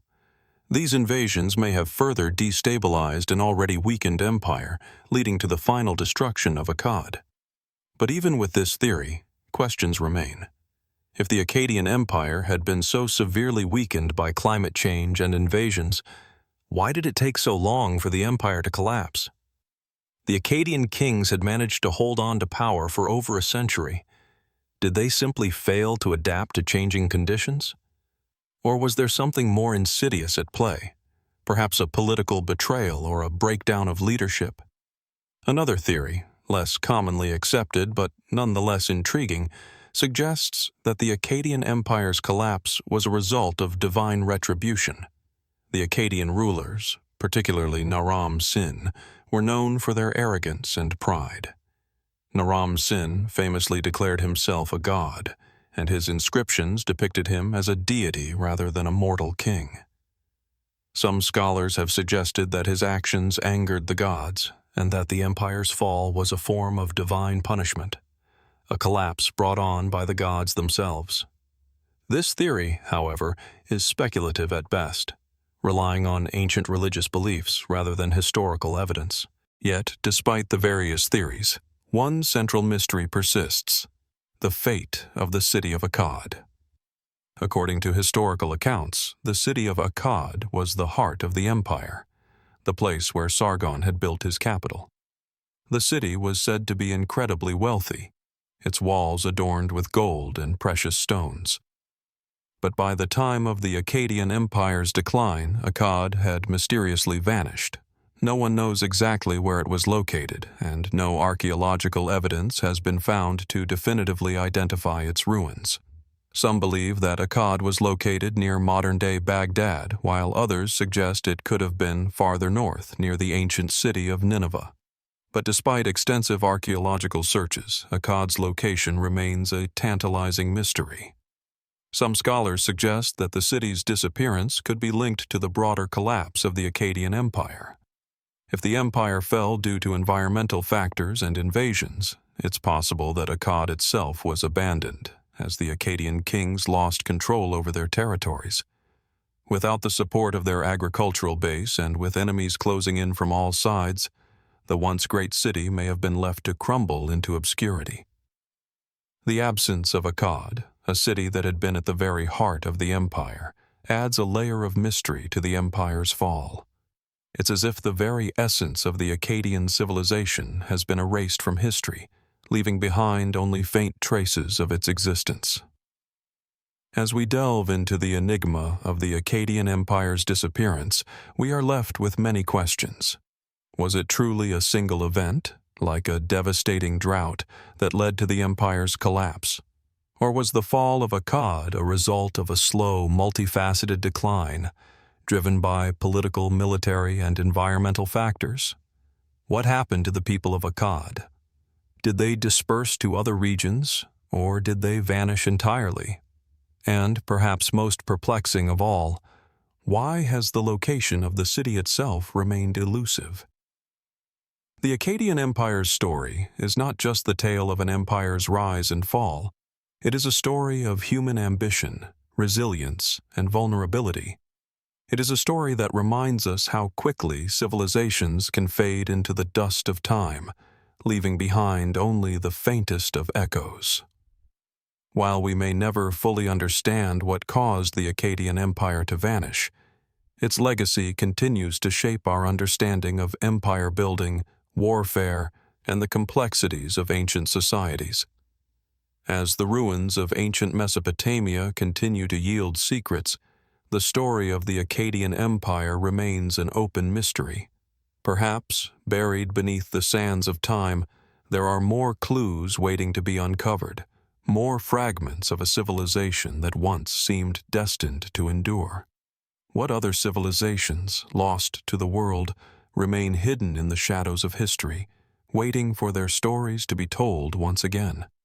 The Akkadian Empire may have faded into darkness, but its secrets, like the rivers that once flowed through its lands, may still be waiting to emerge. In the heart of the Arabian desert, where the sun beats down with relentless intensity and the vast sand dunes stretch endlessly toward the horizon, there once flourished a kingdom that was as enigmatic as the landscape it inhabited. The Nabataean Kingdom, an ancient civilization that thrived between the 4th century BCE and the 2nd century CE, has long captivated historians and archaeologists alike. Their mastery of the harsh desert environment, combined with their remarkable ability to control trade routes, has left behind a legacy that is both awe-inspiring and shrouded in mystery. The capital of the Nabataean Kingdom, Petra, stands as a testament to their ingenuity and resilience. Nestled in a narrow valley surrounded by towering cliffs of rose-red sandstone, Petra is perhaps one of the most iconic archaeological sites in the world. The city's architecture, carved directly into the rock, is a breathtaking display of craftsmanship. Elaborate facades, intricate tombs, and grandiose temples, some of which remain remarkably well preserved, speak to the power and wealth of the Nabataeans. As you walk through the Sik, a narrow gorge that serves as the main entrance to Petra, you are gradually drawn into a world that seems both ancient and eternal. The sheer scale of the stonework, the precision of the carvings, and the fact that all of it was created without the use of mortar, leave one wondering, how did a people living in such an unforgiving environment achieve such feats? The Nabataeans were not just exceptional builders, they were also brilliant traders and strategists. Their kingdom was strategically located at the crossroads of several key trade routes that connected the Arabian Peninsula to the Levant, Egypt, and beyond. Caravans carrying incense, spices, precious metals, and other luxury goods passed through Nabataean lands, and the kingdom's wealth grew accordingly. But it wasn't just the trade that set the Nabataeans apart. It was their ability to control it. They developed a network of watering holes and oasis towns, ensuring that caravans would stop in their cities, where they could collect taxes and offer protection. This made Petra not only a thriving cultural hub, but also a key economic center. Despite their apparent prosperity, the Nabataean Kingdom eventually faded from history. By the 2nd century CE, Petra and the surrounding region had fallen under Roman control, and the Nabataeans as a distinct people gradually disappeared from the historical record. But what led to the kingdom's decline? Was it the inevitable result of Roman expansion, or did other factors contribute to the fall of this once great civilization? And perhaps more intriguingly, what happened to the Nabataeans themselves? Did they simply assimilate into the Roman Empire? Or was there something more mysterious behind their disappearance? The fall of the Nabataean Kingdom is often attributed to the Roman conquest of the region. In 106 CE, the Roman Emperor Trajan annexed the Nabataean Kingdom, incorporating it into the Roman province of Arabia Petraea. But while this would have been a significant blow to the Nabataeans, it does not fully explain the complete disappearance of their distinct culture. The Nabataeans did not vanish overnight. Some scholars suggest that their assimilation into the Roman Empire was gradual, with the Nabataean elite adopting Roman customs and language while maintaining their own cultural practices for a time. Yet, over the centuries, the unique identity of the Nabataeans seemed to erode, leaving behind only their extraordinary architecture as a reminder of their once great kingdom. But was Roman expansion the only cause of the Nabataeans' decline?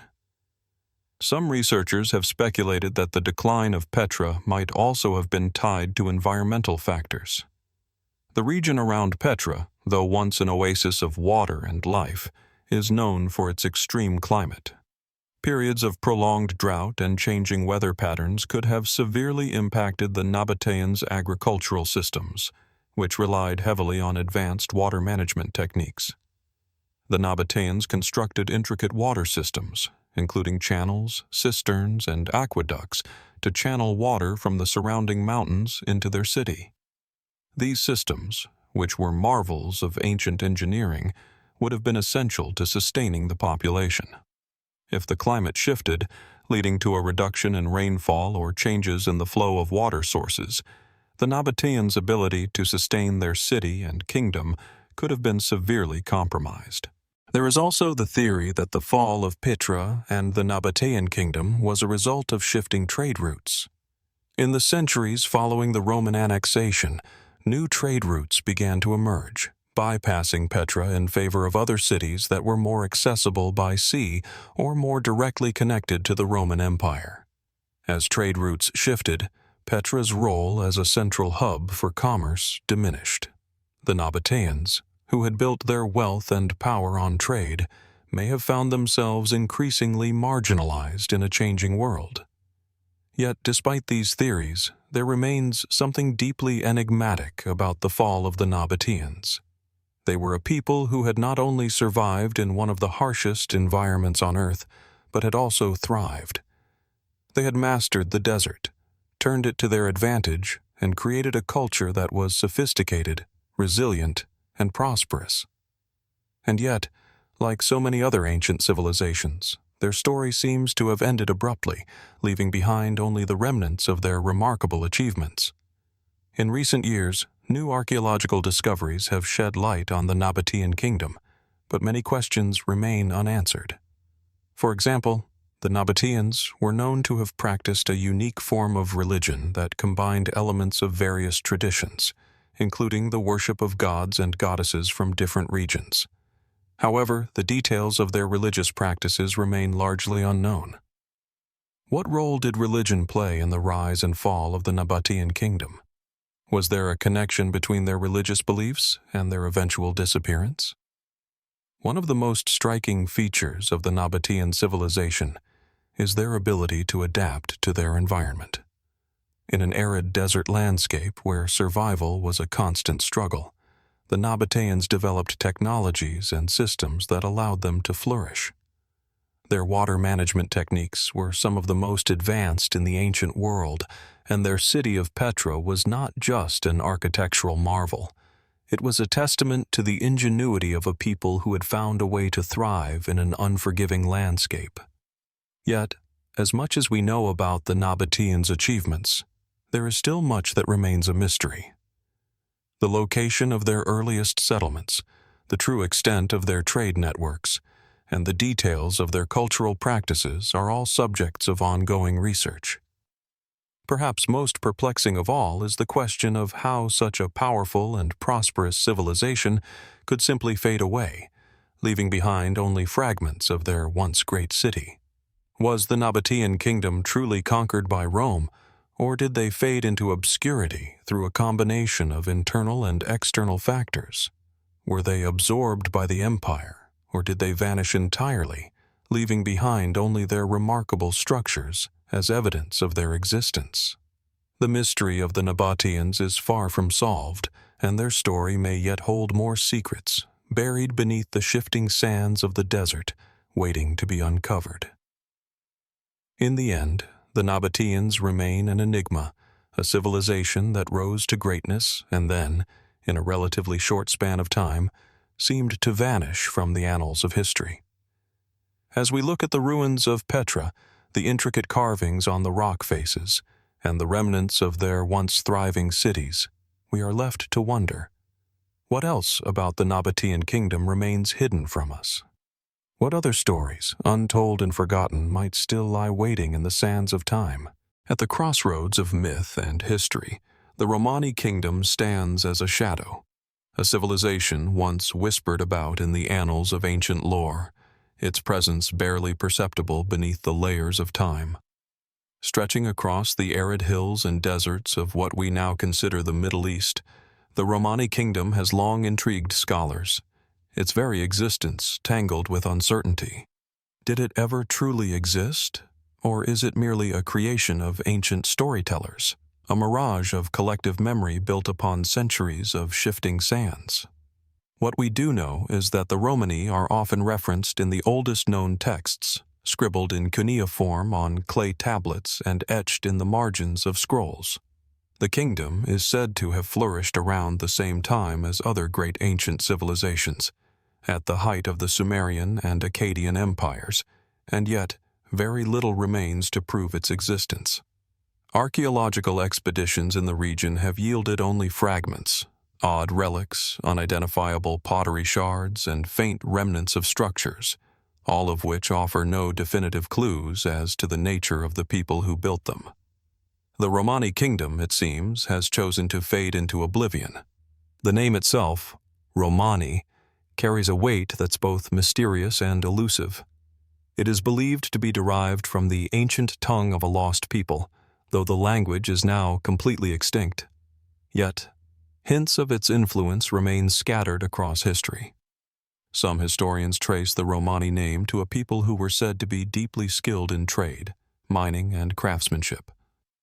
Their once thriving settlements were said to have dotted the vast, rocky landscapes of ancient Persia, with marketplaces where silk, spices, and precious metals were exchanged.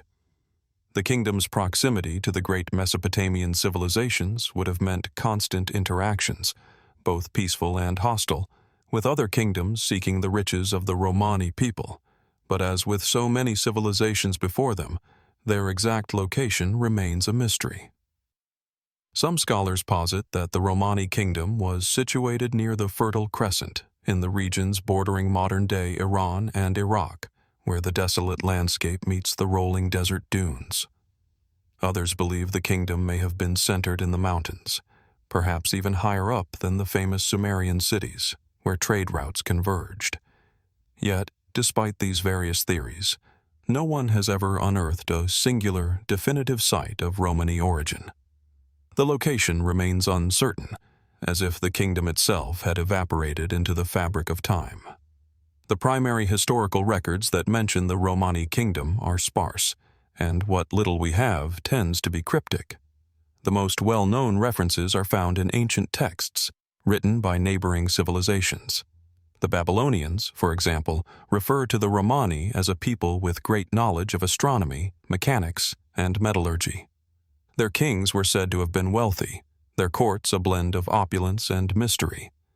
Yet, like many ancient records, these references offer no detailed information about their daily lives, no descriptions of their religion or their social structure.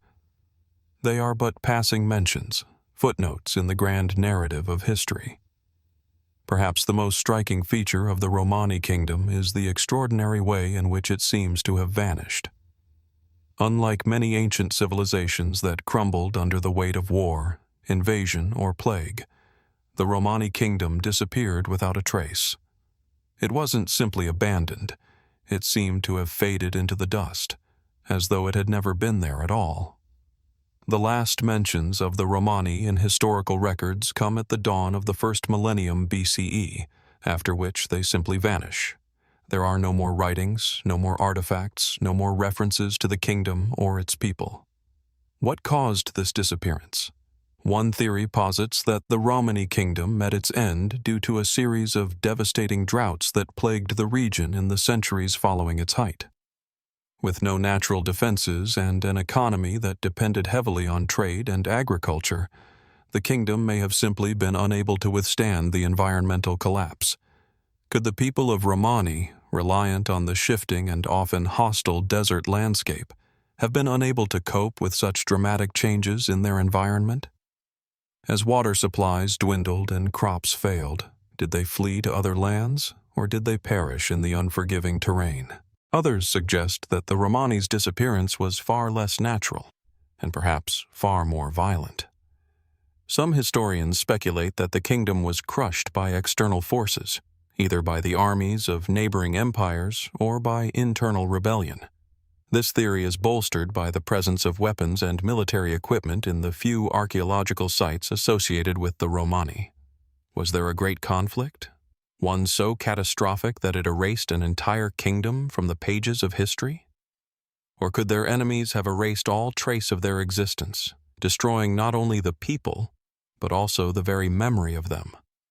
There are also those who propose more fantastical explanations, suggesting that the Romani Kingdom was destroyed by something far more elusive, perhaps a curse, or even supernatural forces. Local legends tell of a devastating event, a strange and unexplained disaster that wiped out the kingdom in a single night. Stories passed down through generations speak of the god's wrath, a punishment for the kingdom's pride or transgression. The idea of divine retribution is a familiar trope in ancient cultures, and while it remains largely speculative, it adds to the mystery surrounding the Romani's fall from grace. But, like many ancient civilizations, the truth may never be fully known. The lack of definitive records only deepens the allure of the Romani Kingdom. Was it merely the victim of misfortune, or was it a civilization so advanced that its disappearance defies explanation? Did the Romani possess secrets of the ancient world, technological advances or cultural practices that we are only beginning to uncover? Could the Romani be the key to understanding a lost chapter in the history of the ancient world, one that, for reasons unknown, was left out of the larger narrative? As we peer into the depths of history, the questions grow ever more profound. Could the Romani Kingdom, like so many others, simply be a story lost to time? Or does it hold within its myth a deeper truth, an untold history that we are only now beginning to glimpse? As we continue to search for clues and sift through the remains of lost civilizations, one thing is certain. The mystery of the Romani Kingdom will persist.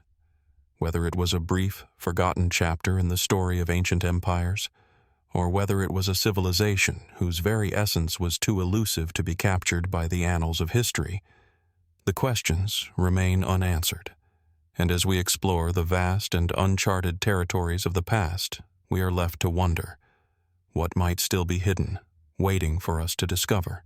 Imagine standing on the shores of the Mediterranean, the wind brushing against your face, carrying with it the faint scent of salt water and ancient history. Before you, the great expanse of the sea stretches out, its waters glistening beneath the midday sun. But as you look out, it's not just the ocean you're contemplating. Beneath the surface lies a buried world, a lost empire that once ruled this very sea with an iron fist, only to vanish into the mists of time. This is the legacy of the Carthaginian Empire, a civilization that once commanded immense power, wealth, and influence, yet whose name has been largely overshadowed by the rise of Rome. Their story is one of immense triumph, but also one of profound mystery, as the Carthaginians have faded from history not through conquest or collapse, but rather through the slow erosion of time. What caused the sudden and almost complete disappearance of such a mighty empire? Carthage, the heart of this empire, was founded around 814 BCE by Phoenician settlers from the ancient city of Tyre. The city grew rapidly, strategically located on the coast of what is now Tunisia, in North Africa, a crossroads for trade between Europe, Africa, and the Middle East. From this powerful position, the Carthaginians began to build their maritime empire, establishing colonies and trading posts along the Mediterranean, from Sicily to Spain and beyond. At its peak, Carthage was one of the most formidable powers in the ancient world. Its navy was unmatched, its merchant fleets dominating the Mediterranean trade routes. They mastered shipbuilding techniques that made their vessels some of the fastest and most durable in the world, and their wealth was legendary. Gold, silver, ivory, exotic animals, these were just some of the treasures that flowed into the port of Carthage, making it one of the wealthiest cities of its time. But it was not just wealth that made Carthage powerful. It was their military prowess, the discipline of their armies, and the strategic genius of their leaders, like the great General Hannibal. Yet, for all its success, Carthage would fall, destroyed not by internal decay or foreign invasion, but by a relentless, decades-long struggle with Rome. The Punic Wars, a series of 3 wars fought between Carthage and Rome, would ultimately lead to the empire's destruction. The wars were brutal, and while Carthage initially won significant victories, most famously Hannibal's crossing of the Alps and his stunning victories at the Battle of Trebia, Lake Trasimene, and Cannae, the tides eventually turned. In the end, after a siege that lasted 3 years, the city of Carthage fell in 146 BCE. The Romans, vengeful after years of bitter conflict, utterly destroyed the city, sowing salt into the earth to ensure that nothing would grow there again. The fall of Carthage marked the end of the Carthaginian Empire and the beginning of Roman domination over the Mediterranean. But this brutal destruction is not the full story of the Carthaginian disappearance. In fact, what followed is shrouded in mystery, as much of the history of Carthage was systematically erased. Following the city's destruction, Rome would go on to build a new settlement on the site of the old Carthaginian city. But for many years, it would seem as if Carthage had never existed at all. For centuries, historians and archaeologists have been left with only fragments of Carthaginian culture, some scattered ruins, inscriptions, and a few ancient texts, mostly written by their Roman adversaries. These Roman accounts, while valuable, are inherently biased. The Carthaginians, having been Rome's greatest rivals, were painted in the most negative light. Their wars, their gods, and their customs were all portrayed as barbaric, often exaggerated to vilify them. And so, for many years, the Carthaginians were misunderstood, reduced to nothing more than a footnote in the grand narrative of Rome's rise to power.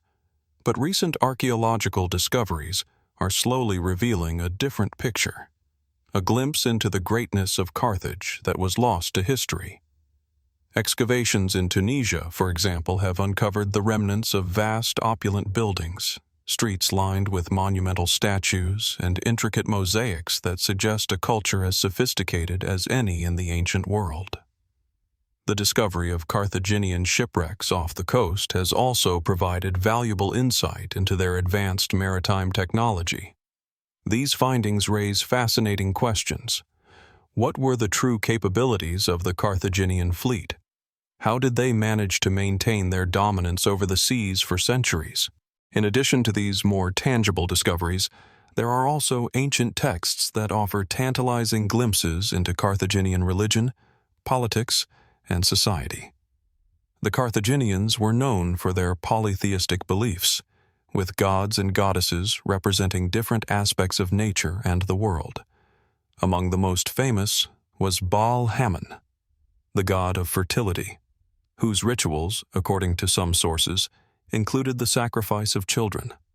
These accounts have long been a point of controversy, with some historians suggesting that these rituals were exaggerated by their enemies.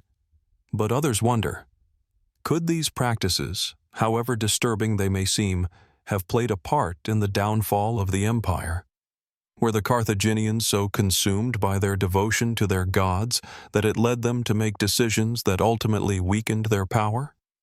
As we delve deeper into the mysteries of Carthage, we must also confront the question of why a civilization so powerful and prosperous could vanish so completely. Theories abound. Some suggest that the destruction of Carthage by Rome was not the end of the Carthaginian people, but merely the end of their empire. Could it be that the remnants of the Carthaginian civilization went underground, surviving in secret for centuries? There are even fringe theories that propose the Carthaginians may have fled to other lands, perhaps even the Americas, leaving behind only whispers of their legacy in distant cultures. There are also those who speculate that the Carthaginians were not entirely destroyed by Rome, but rather assimilated into the greater Mediterranean world. Perhaps, in the aftermath of their defeat, the Carthaginians simply merged with the surrounding cultures, their unique identity fading into the broader tapestry of history. If this was the case, could it be that the Carthaginian legacy still lives on in subtle ways, hidden in the languages, the customs, and even the genetics of modern populations? What is certain, however, is that the disappearance of the Carthaginian Empire is one of the greatest mysteries of the ancient world. The remnants of their civilization offer tantalizing clues, but much of their story remains obscured. The empire that once ruled the Mediterranean with unrivaled power and influence has largely vanished from our collective memory. And yet, as we uncover more about Carthage, we are reminded that the past is often more complex and more elusive than we could ever imagine. What other secrets might still lie buried beneath the sands of time, waiting to be uncovered? The story of the Carthaginian Empire is far from over.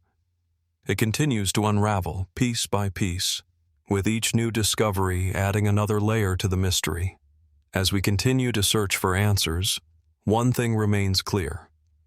The Carthaginians were not just forgotten conquerors. They were an empire whose legacy, however fragmented, continues to echo through history. And perhaps, just perhaps, there is more to their story than we have yet discovered. In the highlands of Peru, nestled within the Andean Mountains, the legacy of the Inca Empire looms silently over the modern world. Towering peaks surround ancient cities, their stone structures weathered by centuries of wind and rain, yet still standing strong as if defying time itself. Machu Picchu, perhaps the most famous of these sites, sits at an altitude of over 7,000 feet, hidden among dense clouds and fog, offering a breathtaking view of the surrounding valleys below. Its stone walls, expertly carved and interlocked without the use of mortar, tell a story of an ancient civilization that thrived in the harshest of environments.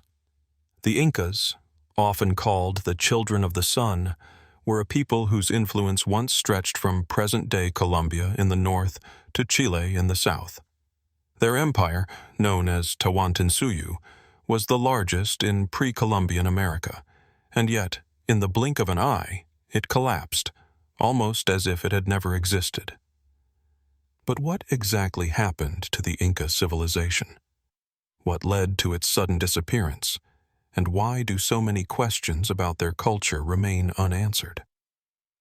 The story begins with the Inca people themselves, an advanced society known for their engineering feats, agricultural innovations, and intricate political system. Their empire, ruled by a divine emperor, the Sapa Inca, was connected by an extensive network of roads that spanned thousands of miles, crossing rugged mountains and deep valleys. This network enabled the Inca to control vast regions, communicate effectively, and even transport their formidable army swiftly across the empire. The Inca were not only known for their military prowess, but also for their remarkable agricultural practices. They cultivated terraces on steep mountainsides, turning what seemed like uninhabitable land into fertile fields of maize, potatoes, and quinoa. Their knowledge of irrigation systems, as well as their ability to cultivate crops at various altitudes, enabled them to feed millions. And yet, despite these accomplishments, the Incas' agricultural systems also hold one of the great unsolved mysteries of their civilization. How did the Incas achieve such efficiency without the use of written records? The Inca did not have a formal written language, but instead they used a system called quipu, a set of knotted strings to record information. Historians and archaeologists still debate the full purpose of quipus, with some believing they were used for accounting purposes, while others suggest they may have had a more complex, even spiritual significance. Could this system, so intricate and enigmatic, have been the key to their success? Or was it somehow connected to their downfall? As we step deeper into the mystery, we must also consider the Incas' religious beliefs. The Inca saw the world as a complex balance between the physical and spiritual realms. Their gods, led by Inti, the sun god, were believed to have direct control over the cycles of life, including agriculture, war, and the seasons. The sun was revered as the supreme deity, and the Sapa Inca, the emperor, was considered to be the direct descendant of Inti, a living god on earth. Yet, despite their divine connections, the Inca were not immune to the forces of nature. Natural disasters, such as earthquakes and floods, were seen as signs of divine disfavor. But were these forces the only ones that led to the sudden collapse of the empire, or did something else play a part? When the Spanish arrived in the early 16th century, the Inca Empire was at its peak. Francisco Pizarro, the Spanish conquistador, found an empire that was rich in gold, silver, and precious stones, with cities built from stone and connected by the vast network of roads. But within a few short years, the mighty empire crumbled. Was it simply the arrival of foreign invaders that led to the fall of the Incas? Or were there deeper, more complex factors at play? Many historians point to the outbreak of diseases like smallpox, which spread rapidly through the Andean highlands, decimating the population and weakening the empire's ability to resist. The Inca had no immunity to these diseases, and the death toll was catastrophic. But while disease may have played a significant role in the downfall of the Inca, it is far from the only explanation. There is another mystery surrounding the collapse: the civil war that raged just before the Spanish arrived. The Inca Empire was embroiled in a bloody conflict between two brothers, Atahualpa and Huáscar, who fought for control of the empire. The war weakened the Incas' unity, making it easier for the Spanish to conquer them. But was this civil war merely a coincidence, or was it the result of a deeper societal unraveling, perhaps even a sign of the empire's internal collapse? As Pizarro and his small band of soldiers marched into the heart of the Inca Empire, they were greeted not with a united front, but with an empire fractured and in turmoil. The Spanish captured Atahualpa, the last Sapa Inca, in 1532, and despite the ransom paid in gold and silver, he was executed, marking the end of the Inca Empire's political power. Yet, this does not explain why the Inca Empire vanished so swiftly. The Incas were far from an unorganized group. They were adept at both diplomacy and military tactics. Could there have been something more to their disappearance than mere conquest? Were there external forces, unseen or unknown, that played a role in their sudden fall? As we look to the sacred valleys of the Andes, one must wonder whether there are still unanswered questions embedded within the landscapes themselves. Could there be ancient structures or hidden chambers yet to be discovered? Some archaeologists suggest that lost cities of the Inca still lie beneath the jungle, untouched by time. Others speculate that the Inca may have abandoned their cities before the arrival of the Spanish, fleeing deeper into the mountains or retreating into a world unknown to history. Perhaps the greatest mystery of all is the question of what became of the Incas' knowledge and technology. The Incas were masters of stone masonry, their temples and palaces constructed with blocks so precisely fitted that not even a knife blade can fit between them. The Coricancha, the Temple of the Sun in Cusco, was said to be the most sacred place in the empire, its walls and floors covered in sheets of gold. Where did this wealth and knowledge go? Were they hidden away by the last Inca emperors, or did they vanish with the destruction of the empire itself? And then there is the question of the Incas' spiritual beliefs. With their empire gone, much of their sacred knowledge was lost. Some suggest that the Inca left behind a hidden legacy, encoded within the sacred geography of their lands? Could the mountains and valleys that they worshipped hold secrets waiting to be uncovered? The remains of their sacred sites, such as the mysterious Sacsayhuaman near Cusco, seem to hint at something far more complex than mere architecture. Some even speculate that the Incas may have had knowledge of celestial events or technologies that we have yet to comprehend. Today, the Inca Empire stands as a testament to the greatness of a people who mastered the harshest landscapes, who built an empire without written language, and who held a deep spiritual connection to the land. And yet, their sudden disappearance remains one of the greatest unsolved mysteries in human history. What truly happened to the Incas? Was their fall a result of natural forces, human ambition, or something more profound? As we look to the future, the Inca civilization continues to call out to us from the mists of time. Perhaps like the clouds that envelop Machu Picchu, the answers remain hidden, just beyond our reach. On the serene, sun-drenched island of Crete, hidden among the craggy hills and gentle waves of the Aegean Sea, there lies the remnants of a once great civilization, a civilization that flourished over 3,500 years ago, only to disappear mysteriously, leaving behind a legacy of beauty, mystery, and questions that still haunt archaeologists and historians today. This is the story of the Minoan Civilization, a culture that, for all its brilliance, left little in the way of written records, and whose ultimate fate remains one of the great unsolved mysteries of the ancient world. Imagine standing on the balcony of a palace, looking out over the sprawling complex of Knossos, the largest and most famous of the Minoan palaces. To the east, the Mediterranean Sea stretches out like a vast blue canvas, while to the north, the rugged mountains of Crete rise majestically, their peaks dotted with ancient olive trees. Beneath your feet, the intricate frescoes on the walls, bright reds, vibrant blues, and golden yellows, depict a world of bulls, dancers, and sacred symbols. The air is thick with the scent of sea salt and pine.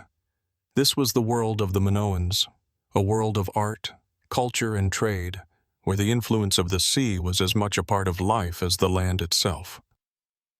The Minoans, named after the legendary King Minos, who ruled over the island in ancient myth, were an advanced society. They built grand palaces, engaged in extensive trade across the Mediterranean, and created works of art that would inspire generations to come. But the most remarkable aspect of their civilization was perhaps their utter mysteriousness, a society that left no written records for us to decipher, yet left behind monumental architectural feats and artworks that have fascinated scholars for centuries. Knossos, discovered and excavated in the early 20th century by British archaeologist Sir Arthur Evans, stands as a testament to the grandeur of the Minoans. Its labyrinthine corridors, which some have suggested could have inspired the myth of the Minotaur, are filled with symbols that still defy full explanation. The frescoes, vibrant even after thousands of years, depict scenes of bull leaping, ritual dances, and seemingly joyous life, but also carry a sense of underlying complexity, of something much more than meets the eye. What was the true significance of the bull in Minoan culture? Was it merely a symbol of power, or was there something more to it, perhaps a ritualistic or even spiritual meaning that we have yet to fully understand? And why were these images of bulls so prevalent in Minoan art and ritual? The practice of bull leaping, in which young men would grasp the horns of a bull and leap over its back, is often portrayed in frescoes, but its meaning remains elusive. Some scholars speculate that it was a form of rite of passage or initiation, while others wonder if it was connected to religious or ceremonial practices meant to honor the gods. The Minoans also made significant strides in their art and craftsmanship, with pottery, jewelry, and stonework that are considered some of the finest examples of ancient Mediterranean culture. Their intricate designs, often involving spirals and floral motifs, hint at a deep understanding of aesthetics and a culture that valued beauty. Yet, despite the obvious sophistication of their material culture, the Minoans left behind no written records of their own language, making it difficult to fully understand their society. The script that they used, known as Linear A, remains undeciphered to this day. Unlike their later Greek counterparts, who used Linear B, a script derived from Linear A and eventually deciphered, the Minoans' written records remain a tantalizing mystery. The absence of a written language raises the question: how did the Minoans communicate across their vast trading networks? They established colonies across the Mediterranean, including on the Greek islands, in Cyprus, and even along the northern coast of Africa. The evidence of this widespread trade can be found in the goods they left behind: ivory, gold, copper, and exquisite works of art. The Minoans traded with Egypt, the Near East, and later Greece, bringing exotic goods to their island and exporting their own crafts and commodities in return. Yet despite their wealth and influence, there is no trace of their written language beyond the undeciphered inscriptions found on their clay tablets. As we look deeper into the Minoans' relationship with the broader Mediterranean world, we are confronted by yet another mystery: their sudden disappearance. The Minoan civilization thrived from approximately 2000 BCE until around 1450 BCE. But after that, its palaces were destroyed, and its cities were abandoned. What caused this sudden decline? Was it an invasion by the Mycenaeans, the early Greeks, who appear to have taken control of Crete after the fall of the Minoans? Or was there another, more mysterious force at work? An environmental disaster, perhaps, or a natural catastrophe that left the Minoans no choice but to abandon their once great civilization? One theory that has captured the imagination of many is the idea that the Minoans were victims of the catastrophic eruption of the Thera volcano, modern-day Santorini, around 1600 BCE. The eruption, one of the most powerful volcanic events in recorded history, caused massive tsunamis and widespread ash fallout across the Aegean world. Some scholars suggest that this event may have caused widespread destruction to Minoan settlements, weakening their society and triggering a slow decline.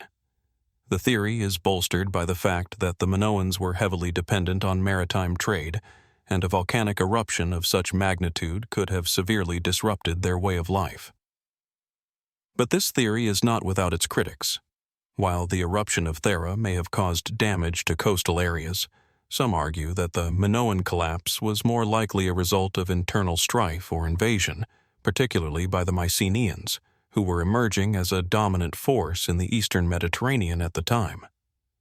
The evidence suggests that the Mycenaeans gradually took control of Minoan territories, eventually superseding the Minoans as the dominant power in the Aegean. And yet, the possibility that something more mysterious could have contributed to the Minoans' disappearance still lingers in the background. Could there have been a deeper, more subtle force that played a role in their downfall, perhaps even something we have yet to understand about their relationship with the natural world or the spiritual beliefs that permeated their society? Another speculative theory is that the Minoans themselves did not disappear entirely, but instead fled their island in the face of catastrophe. According to some, the Minoans may have migrated to other parts of the Mediterranean, blending into other cultures and leaving only faint traces of their presence behind.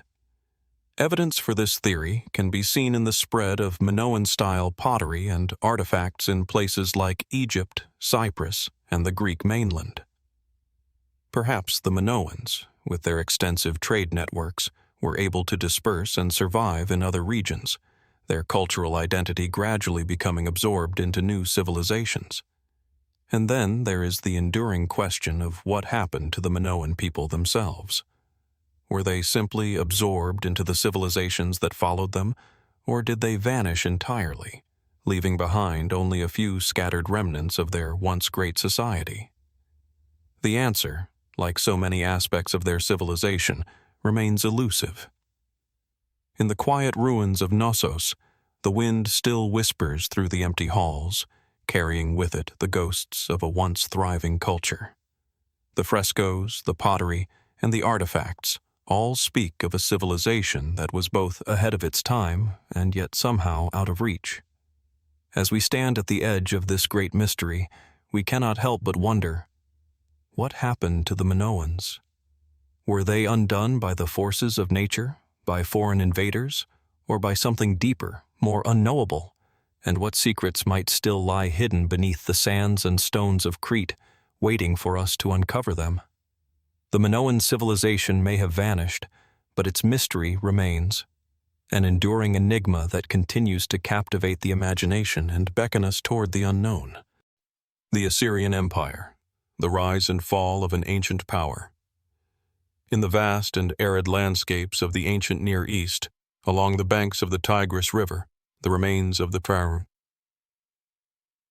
Assyrian Empire stand as a testament to the power, grandeur, and eventual mystery of a civilization that once dominated the entire ancient world. The ruins of Nimrud and Nineveh, two of the empire's most famous cities, offer a haunting glimpse into a society that was both formidable and sophisticated, yet whose eventual collapse remains shrouded in intrigue. Picture yourself walking through the ruins of Nineveh, the ancient capital of the Assyrian Empire.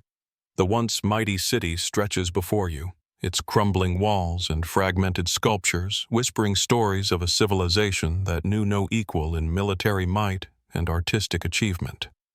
Enormous shamu, human-headed winged bulls, known as lamassu, stand guard at the gates, their eyes eerily staring forward, as if frozen in time. Their presence invokes a sense of awe and mystery, but also unease. How did such an advanced and aggressive empire come to an end? Was it the result of their relentless ambition, or was there something else, a force beyond their control, that played a role in their downfall? The Assyrian Empire, which flourished between the 9th and 7th centuries BCE, was an empire like no other. Known for its terrifying military prowess, the Assyrians were masters of siege warfare, the art of terror, and the strategic use of propaganda. Their kings, such as Tiglath-Pileser III, Shalmaneser III, and the legendary Ashurbanipal, ruled over vast territories stretching from Mesopotamia to Egypt and Anatolia. They were fierce conquerors, subjugating entire civilizations and leaving behind a trail of destruction. Yet at the height of their power, their civilization disappeared almost as quickly as it had emerged. Assyria's rise to power was swift and brutal. With the invention of advanced weaponry, such as the iron chariot, and siege engines, the Assyrians were able to overwhelm their enemies and expand their empire at an alarming rate. Their kings, often depicted in stone reliefs with grandiosity, would stand triumphant over the bodies of their vanquished foes, reinforcing their status as the divinely ordained rulers of the world. Assyrian art and architecture, with its grand palaces and detailed sculptures, reveal a culture both advanced and frightening in its intensity. The walls of the Palace of Ashurbanipal at Nineveh tell stories of their military campaigns, including vivid depictions of the brutal flaying of prisoners and the display of heads on poles, acts that struck terror into the hearts of their enemies. But amid this awe-inspiring cruelty and military success, there were also signs of a deeply sophisticated civilization. The Assyrians were known for their libraries, the most famous being the Yet Library of Ashurbanipal, where thousands of clay tablets containing knowledge of science, literature, and astronomy were stored. These tablets, many of which have survived to this day, offer glimpses into the intellectual and cultural achievements of the Assyrians, showing that they were not just a militaristic society, but also one deeply invested in knowledge, art, and religion. Yet, as much as the Assyrians were feared and respected, their empire fell into decline almost as rapidly as it had risen. In the year 612 BCE, Nineveh, one of the greatest cities of the ancient world, was sacked and destroyed by a coalition of Medes, Babylonians, and Scythians. The great walls of the city were breached, and the once mighty Assyrian Empire crumbled in a matter of months. What caused this sudden and dramatic fall? Was it a result of internal corruption and weakening political stability, or was there something more to the collapse? Historical accounts suggest that the Assyrians were not without their internal conflicts. While the empire was known for its military strength, its rulers faced constant rebellions and uprisings from the regions they had conquered. There was also the relentless pressure from external forces, particularly from the Babylonians and Medes, who had long coveted the lands controlled by Assyria. The eventual coalition of enemies, which overran Nineveh, was not just a military defeat.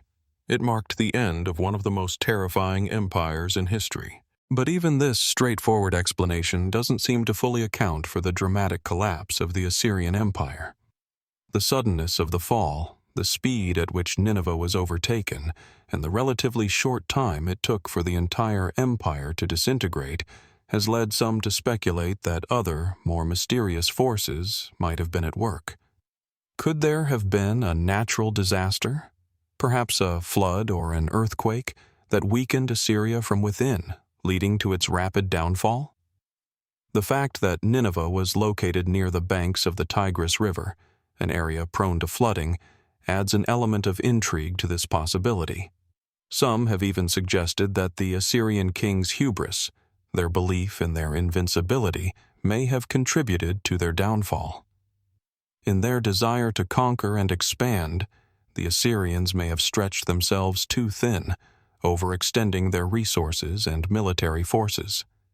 The destruction of Nineveh could have been the final straw, a culmination of years of warfare, rebellion, and internal strife. The empire, which had once seemed invincible, was suddenly toppled, and the Assyrians vanished from the historical stage. However, there are other, more speculative theories about the sudden disappearance of the Assyrians. Some scholars suggest that the Assyrians may have faced divine retribution, a belief that was deeply embedded in their culture. The Assyrians, after all, viewed their military conquests as the will of the gods. Their kings often claimed to have been chosen by deities to bring war and destruction to their enemies. Could the sudden fall of Nineveh be interpreted as a divine punishment, a reckoning for their brutal treatment of other peoples? The destruction of their great city could have been seen as the gods' way of reclaiming their power. Another theory points to the collapse of the Assyrian military system. While the Assyrians were known for their iron chariots and advanced siege tactics, the rise of new military strategies, such as the use of cavalry and more mobile forces, may have rendered the Assyrian way of warfare obsolete. The rise of the Babylonian and Median armies, which were better suited to the changing landscape of warfare, could have overwhelmed the Assyrians, leading to their swift defeat. The fall of the Assyrian Empire also raises another intriguing question. Where did the Assyrian people go? While their rulers were overthrown and their cities destroyed, the Assyrians themselves did not vanish entirely. Some historians suggest that the Assyrian population may have been absorbed into the other cultures of the region, particularly the Babylonians and the Medes. But the fate of the Assyrian people remains unclear. Were they scattered, assimilated, or did they somehow survive in hiding, preserving their culture in secret for centuries? Some even propose that remnants of Assyrian culture may have been preserved in the shadows of history, waiting to be rediscovered. As archaeologists continue to uncover the remains of Assyria, from the towering walls of Nineveh to the libraries of Ashurbanipal, one cannot help but wonder, was the fall of the Assyrian Empire merely the result of military conquest and political instability, or was there something deeper, more mysterious, at play? Was Assyria truly a victim of its own ambition, or did something else, something beyond our understanding, help bring about its sudden and dramatic end? The remnants of the Assyrian Empire stand as silent witnesses to a once great civilization. The inscriptions on the walls, the bas-reliefs that depict battles and triumphs, and the ruins of the great cities all offer a glimpse into a society that was both feared and admired. Yet, the mystery of the Assyrians' disappearance remains unsolved, a story that continues to captivate our imagination. What secrets, hidden in the dust of ancient cities, might still be waiting to be uncovered? And what do these ruins, these remnants of a mighty empire, still have to tell us about the forces that shaped their rise and their fall? As we leave the ruins of Nineveh, the quiet stillness of the desert lingers.